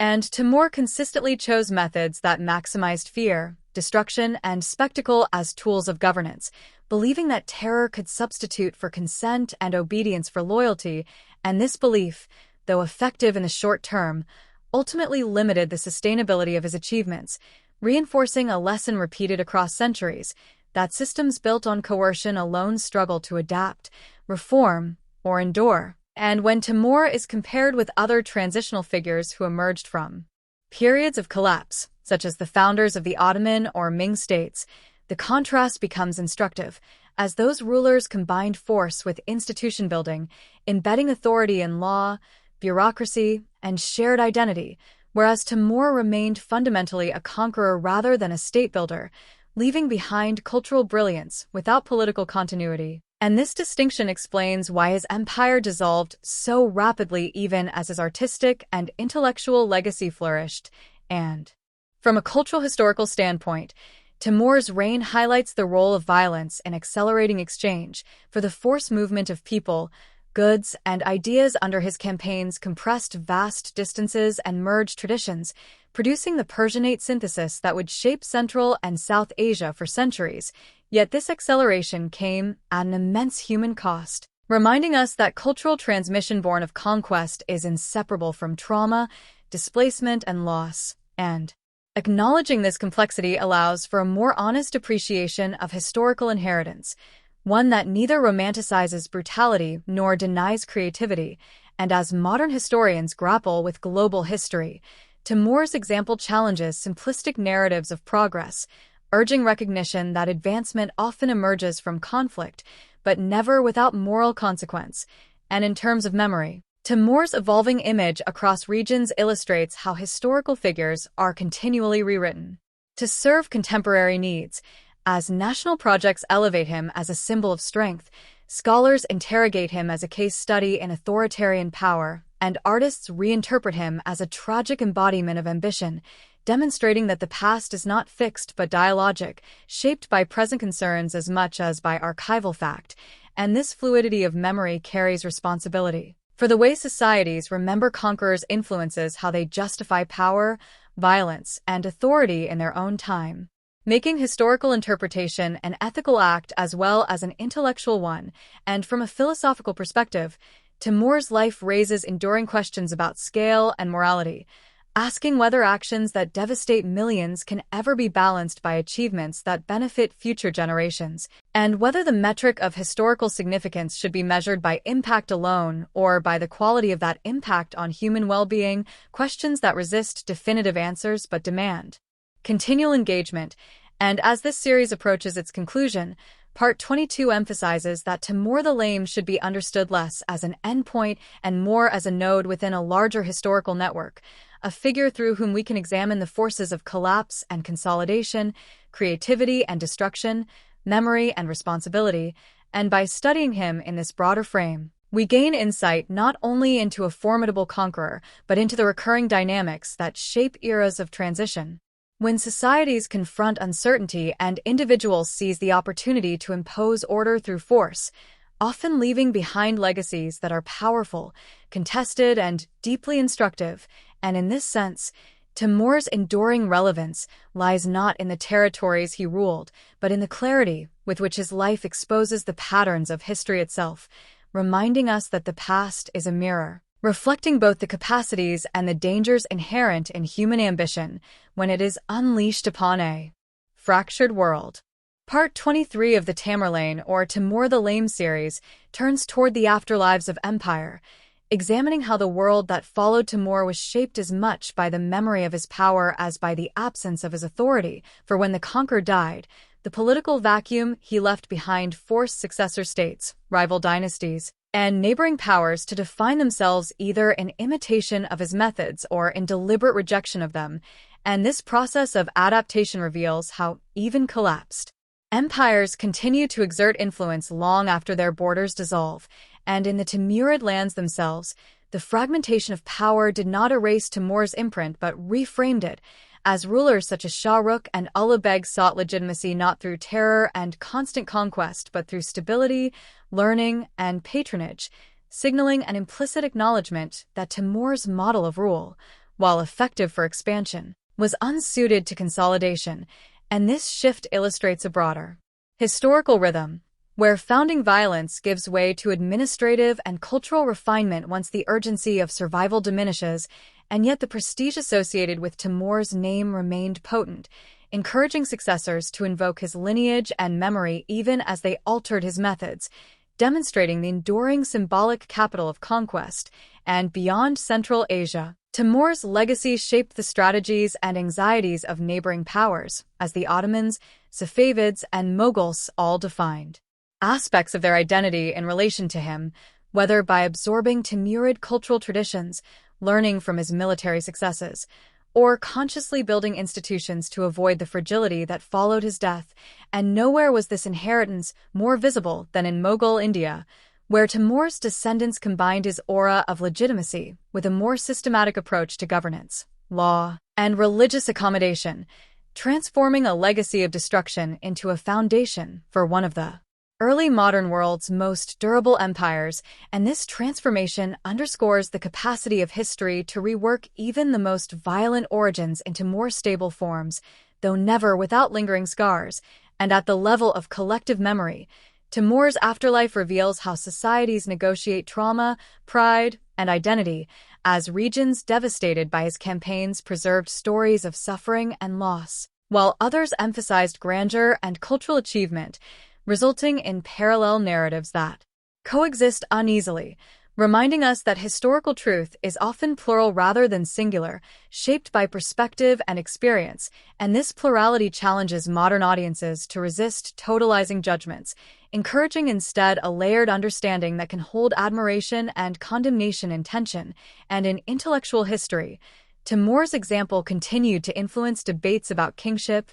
justice, and the use of force, as scholars and thinkers grappled with the question of whether order imposed through fear could ever be morally defensible or politically sustainable, debates that resonate strongly in contemporary discussions of authoritarianism and state power. And by tracing these long-term echoes, Part 23 emphasizes that Timur's significance lies not only in what he did, but in how his actions shaped the choices of those who came after him, forcing rulers, communities, and historians alike to confront the consequences of extreme ambition. And ultimately, this examination of aftermath reveals a final irony, that Timur's greatest influence may have emerged precisely because his empire failed, for its collapse compelled others to learn, adapt, and reform, embedding his lessons into the political and cultural fabric of Eurasia in ways that a stable Timurid superstate might never have achieved. And in this sense, Timur the Lame stands as a catalyst rather than a conclusion,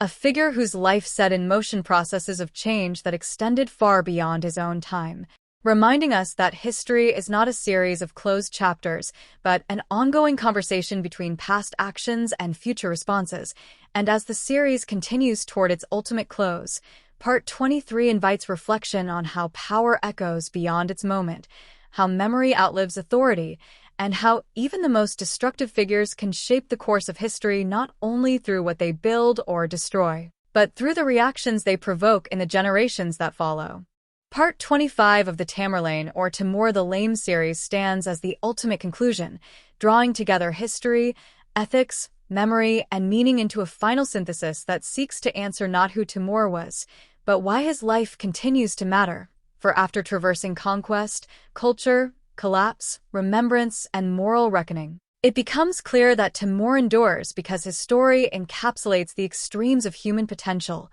the capacity to impose order through intelligence and force, and the capacity to unleash devastation on a scale that reshapes entire civilizations. And this duality lies at the heart of his significance, reminding us that history is rarely governed by moral clarity, but by contradiction, where creation and destruction coexist within the same individuals and systems. And in Timur's case, the empire he forged was both a catalyst for cultural brilliance and a machine of suffering, leaving behind monuments of beauty alongside landscapes of loss, and acknowledging both realities is essential to an honest understanding of the past. And from a historical perspective, Timur's life demonstrates how periods of fragmentation invite figures of extreme ambition, how instability rewards those willing to act without restraint, and how such figures can dominate history for a moment while leaving legacies that outlast their political achievements. And this pattern,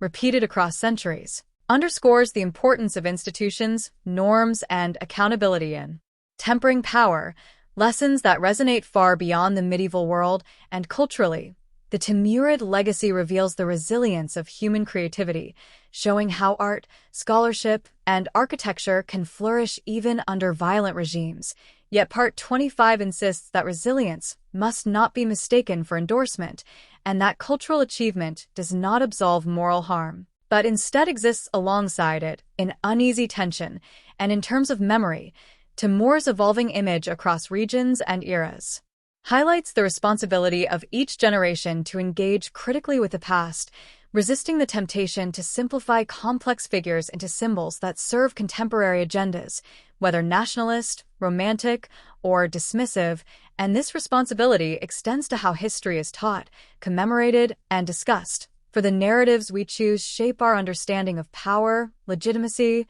and justice. And as a final reflection, Timur's story invites humility, reminding us that no individual, however brilliant, can fully control the consequences of their actions or the way they will be remembered, and that ambition, when unchecked by ethical restraint, can achieve greatness while sowing destruction that echoes long after the conqueror is gone. And yet within this caution lies the enduring value of studying Timur the Lame, for his life offers not a model to emulate, but a lens through which to examine the forces that drive history, the choices leaders make under pressure, and the moral responsibilities that accompany power. And by engaging with his story across 25 parts, we gain not closure in the sense of resolution, but clarity in the sense of understanding, recognizing that the past is complex, contested, and instructive precisely because it resists easy conclusions. And in this final synthesis, Timur stands not as a legend carved in stone, but as a dynamic historical presence, challenging us to think deeply about ambition, violence, creativity, and memory, and to carry those reflections forward as we confront the enduring questions of leadership and responsibility in our own time. Part 26 of the Tamerlane or Timur the Lame series acts as a postscript beyond conclusion, exploring how history itself evolves after the narrative ends and how figures like Timur continue to live not in events, but in interpretation, debate, and cautionary relevance. For even after exhaustive study, Timur resists finality, remaining a figure whose meaning shifts as societies change, values transform, and new questions are asked of the past. And this enduring openness is not a failure of historical understanding but a testament to the depth of his impact, because figures who truly matter do not settle into static judgments, they provoke continual reassessment. And Timur's life, situated at the crossroads of conquest and culture, ensures that each generation encounters him differently, shaped by its own concerns about power, violence, leadership, and morality. And in this way, Timur becomes less a man of the 14th century and more a recurring presence in human thought, invoked whenever ambition collides with ethics or when authority seeks legitimacy through force, and this persistence reveals something essential about how history functions. For the past does not remain behind us, it circulates through memory, education, and political imagination, influencing decisions long after the original actors are gone, and Timur's strategies, symbols, and contradictions have been repeatedly studied by military theorists, political leaders, and historians, not because his methods should be repeated, but because they expose the mechanics of domination with rare clarity, showing how fear can accelerate compliance, how spectacle can substitute for consent, and how charisma can mask structural weakness, and these insights retain relevance precisely because the technologies change while the psychological foundations of power remain consistent. And from a cultural perspective, Part 26 emphasizes that the Timurid legacy demonstrates how memory can preserve beauty, while obscuring suffering, a pattern evident in how monuments are admired while the violence that enabled them fades into abstraction. And confronting this selective memory is one of the most important responsibilities of modern historical engagement, as it challenges societies to honor creativity without erasing cost and to appreciate achievement without surrendering moral awareness. And this responsibility becomes especially urgent in an era of renewed interest in strong leaders and simplified narratives of greatness, where history is often mined for validation rather than understanding, and Timur's life offers a powerful counterweight to such tendencies, because it shows that unchecked authority can be brilliant and catastrophic at the same time, and that effectiveness is not synonymous with justice. And philosophically, Timur forces us to confront the limits of consequentialist thinking, raising the uncomfortable question of whether future benefits can ever morally outweigh present suffering. And while history cannot answer this question definitively, it can reveal the human consequences of treating people as instruments rather than ends, consequences that persist across generations in trauma, displacement, and fractured memory. And this recognition deepens our understanding of ethics, not as abstract theory, but as lived experience embedded in historical process. And in the study of empire more broadly, Timur stands as a reminder that domination is rarely neutral, that systems built on coercion tend to externalize cost, and that the brilliance of rulers often depends on the invisibility of those who bear the burden of their ambition, and by making that burden visible, history fulfills one of its most vital functions, restoring complexity, where myths seek simplicity, and restoring humanity, where power reduces individuals to numbers. And as this extended series finally comes to rest, Part 26 underscores that the true conclusion is not an ending, but an invitation to continue questioning how we evaluate power, how we remember violence, and how we learn from the past without reproducing its worst impulses. And Timur the Lame, in this final reflection, stands not as a resolved figure, but as a permanent challenge, reminding us that the study of history is not about closure, but about responsibility. And that understanding figures like Timur demands intellectual rigor, moral courage, and a willingness to sit with contradiction. For only by doing so can history remain a guide rather than a justification, a mirror rather than a monument. And in that sense, Timur's ultimate legacy is not the empire he built or the cities he destroyed, but the enduring demand his life places upon us to think critically about ambition, power, and the human cost of leaving one's mark upon the world. Part 27 of the Tamerlane, or Timur the Lame series, offers a final panoramic reflection, stepping back to view Timur's life as part of the long arc of human history and asking how his story fits into the broader narrative of civilization itself. For when centuries of distance are placed between modern observers and the events of the late 14th and early 15th centuries, Timur emerges not merely as a conqueror or cultural patron, but as a symptom and catalyst of recurring historical forces, revealing how moments of systemic weakness invite figures of overwhelming ambition, and how those figures, in turn, accelerate transformation through violence, consolidation, and symbolic authority. And this perspective allows us to see Timur not as an aberration, but as a manifestation of patterns that appear whenever political fragmentation, economic disruption, and ideological uncertainty converge, creating spaces in which individuals with exceptional will can impose order by force, often claiming destiny, divine sanction, or historical necessity as justification. And Timur's success demonstrates how effective such claims can be in mobilizing followers, intimidating rivals, and stabilizing chaos in the short term. Yet his failure to institutionalize power equally demonstrates the limits of such approaches, reminding us that coercion can seize history but cannot easily sustain it. And this lesson resonates across eras, from ancient empires to modern states, underscoring the continuity of human political experience despite changing technologies and cultures. And in cultural terms,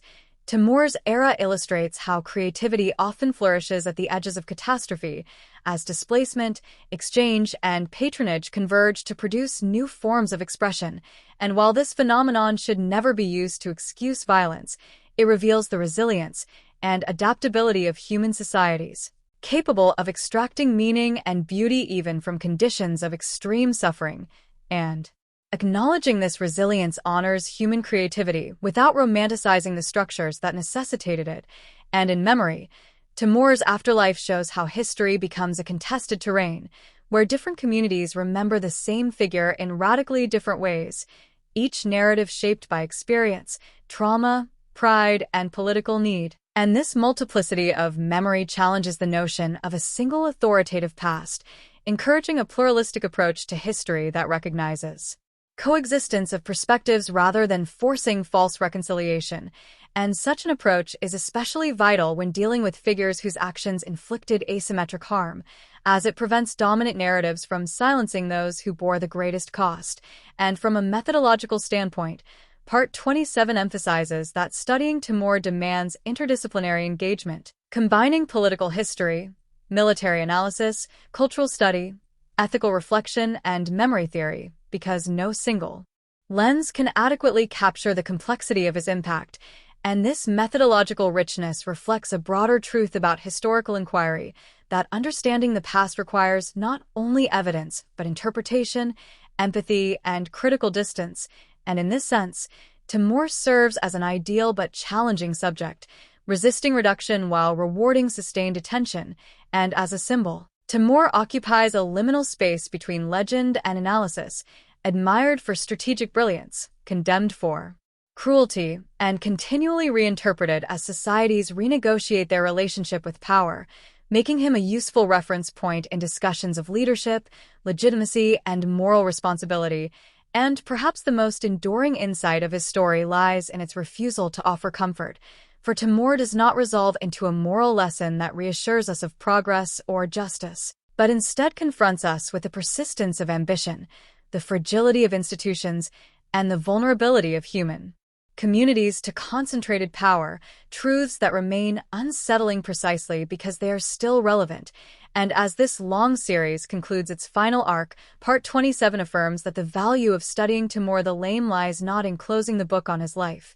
but in opening ongoing inquiry into how history is made, remembered, and judged. And by engaging deeply with his contradictions, we sharpen our ability to think critically about the past and responsibly about the present, recognizing that history's most powerful figures are rarely guides to emulate, but mirrors that reveal what humanity is capable of under conditions of fear, ambition, and opportunity. And in this ultimate reflection, Timur stands as both a product and a warning of civilization itself, a reminder that progress without restraint can devastate, that brilliance without accountability can destroy, and that the study of history is most meaningful when it equips us not with heroes, but with understanding, humility, and vigilance as we navigate the enduring challenges of power, memory, and human choice. Part 28 of the Tamerlane or Timur the Lame series moves beyond synthesis into introspection, treating Timur not only as a historical force, but as a lens through which the psychology of domination, fear, and legacy can be examined. Because at its deepest level, Timur's story is not simply about conquest of land, but about conquest of meaning, the attempt by one individual to impose narrative order upon a chaotic world.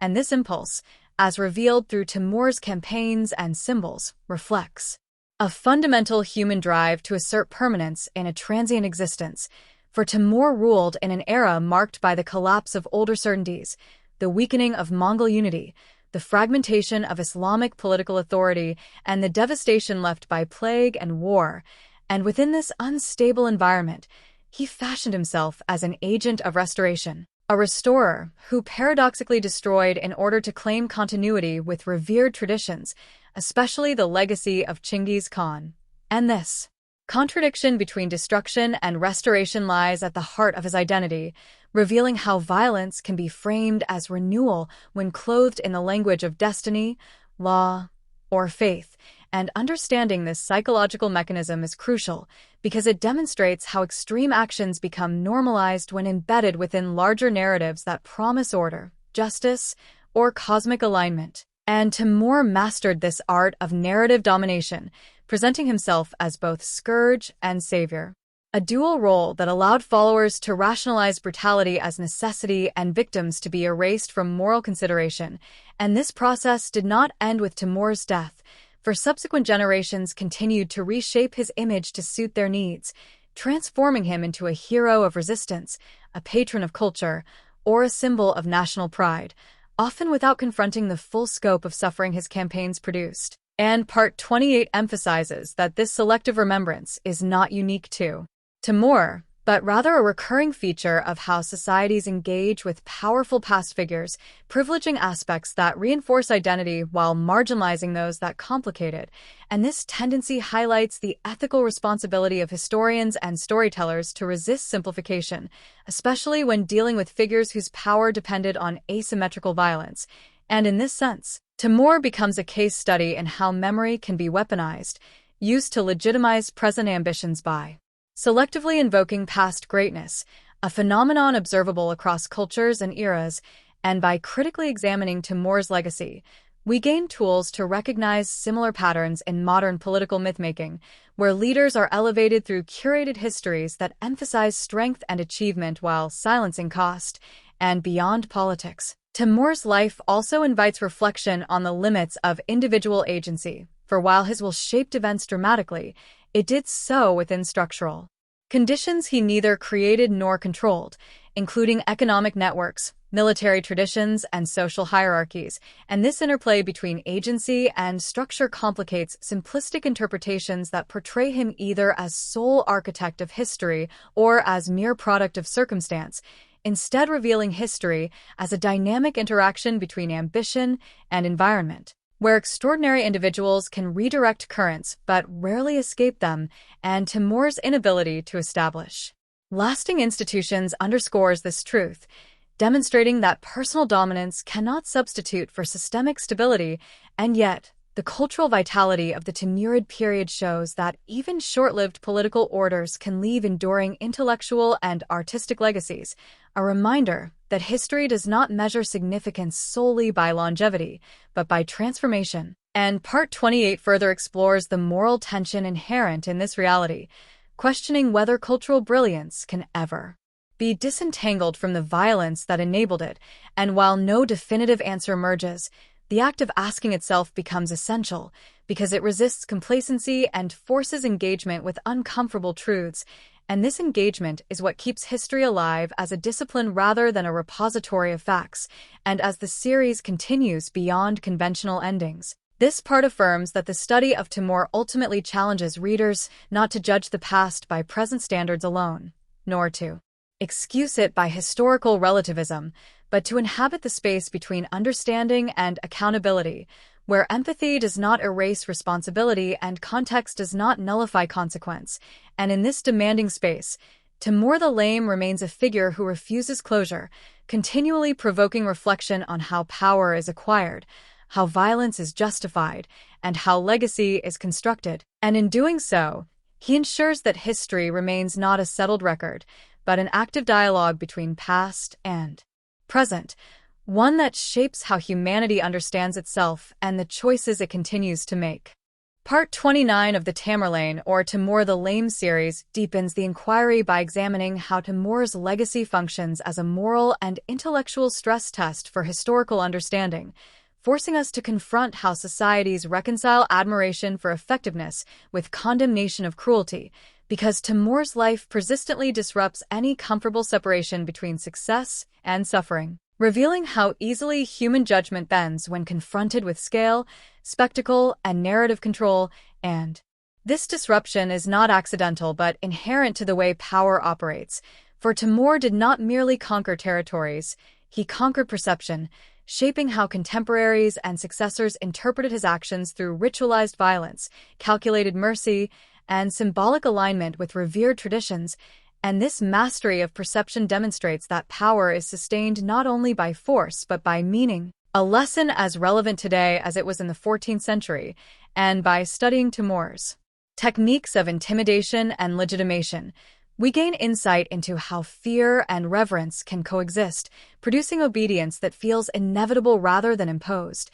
And this psychological dimension helps explain why even devastated regions sometimes integrated Timur into their historical memory as a figure of order rather than chaos, especially when his destruction was followed by relative stability or cultural patronage. And yet Part 29 insists that such interpretations must be held in tension with the lived reality of those erased by conquest, because history that privileges outcome over experience risks replicating the very logic of domination it seeks to analyze. And this is why Timur's story remains ethically demanding, as it requires simultaneous attention to macro-scale transformation and micro-scale suffering, without allowing one to cancel out the other. And in this balancing act, the historian's role becomes not to deliver verdicts, but to preserve complexity against the pressure of simplification. And from a comparative perspective, Timur's career invites parallels with other empire builders whose reputations oscillate between heroism and horror, revealing a recurring pattern in which extraordinary violence is retrospectively normalized through narratives of unity, progress, or cultural flowering. And recognizing this pattern sharpens our ability to question inherited myths, encouraging a more critical engagement with a past that resists instrumentalization. And Part 29 also explores the temporal fragility of Timur's achievements, emphasizing that despite his unparalleled military success, the structures he built lacked resilience, collapsing rapidly after his death and leaving successors to contend with fragmentation, rivalry, and reinterpretation. And this fragility underscores a central lesson of his life: that domination achieved through fear may expand rapidly, but decays just as quickly without institutional continuity. And this lesson resonates far beyond Timur's era, offering a cautionary framework for understanding why systems grounded in personal authority struggle to survive succession. And yet, paradoxically, Timur's cultural influence outlived his political system, shaping Persianate art, architecture, historiography, and intellectual life for generations, a contradiction that complicates linear notions of cause and effect. And this contradiction reinforces the idea that history unfolds unevenly, with destruction and creativity intertwined in ways that resist moral arithmetic. And Part 29 emphasizes that acknowledging this unevenness does not absolve violence, but rather demands a more honest reckoning with how human societies transform pain into meaning, often without justice. And as the series approaches its final horizon, this part reframes Timur not as a lesson neatly concluded, but as a continuous challenge to historical consciousness itself, reminding us that the past does not offer clarity on demand, but instead confronts us with ambiguity that must be carried responsibly. And in carrying this ambiguity, we develop a more mature relationship with history,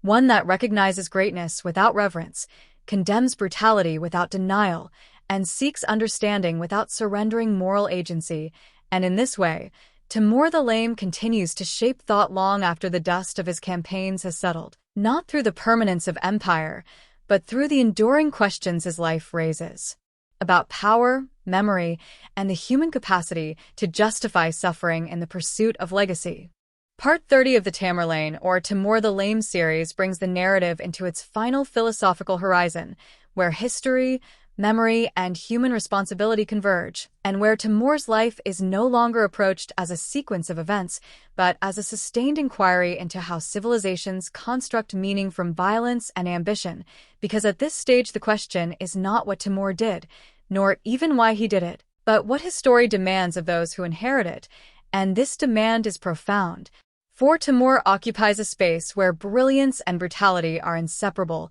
forcing modern readers to confront the discomfort of holding contradictory truths without dissolving them into easy judgment. And this discomfort is essential, as it resists the human tendency to simplify the past into moral fables, instead encouraging a form of historical literacy capable of grappling with complexity. And Part 30 emphasizes that such literacy is not passive knowledge, but an ethical practice, requiring vigilance against narratives that glorify power while erasing cost. And in this sense, Timur's story becomes a training ground for moral discernment, teaching us how to recognize when admiration for effectiveness begins to slide into justification of harm. And this lesson extends beyond history into contemporary political and cultural life, where figures are often celebrated for strength, decisiveness, or vision without sufficient attention to the human consequences of their actions. And by examining Timur's ability to command loyalty through fear and spectacle, we learn how charisma can obscure cruelty, how order can be built upon terror, and how stability achieved through coercion often carries hidden fractures that emerge over time. And these insights are not abstract. They are grounded in the lived experiences of communities that endured Timur's campaigns, whose suffering rarely survives in monumental memory, yet whose absence speaks volumes about how history selects what it preserves. And Part 30 insists that confronting this selective preservation is essential to responsible remembrance, as it restores visibility to those rendered invisible by conquest, and in doing so, challenges us to expand the scope of historical empathy beyond rulers and elites to include the countless unnamed lives shaped by their decisions. And this expansion transforms history from a chronicle of power into a record of human experience. And in this transformation, Timur's legacy becomes less about domination and more about warning, illustrating how easily extraordinary capability can coexist with extraordinary harm, and how societies can be dazzled by scale while overlooking suffering. And the series concludes by reaffirming that the ultimate value of studying Timur the Lame lies not in resolving his contradictions,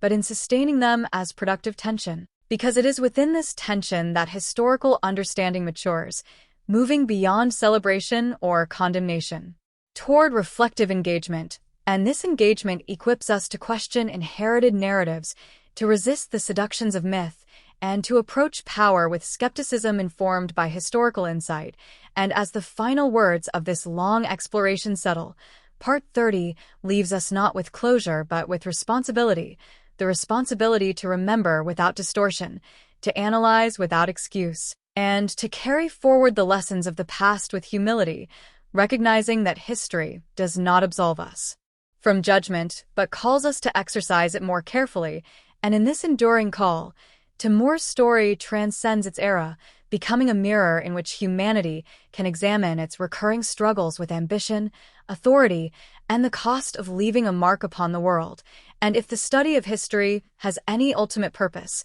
it is this: to transform knowledge into wisdom and wisdom into restraint, so that the tragedies of the past, embodied so starkly in the life of Timur the Lame, need not be endlessly repeated under new names and new banners.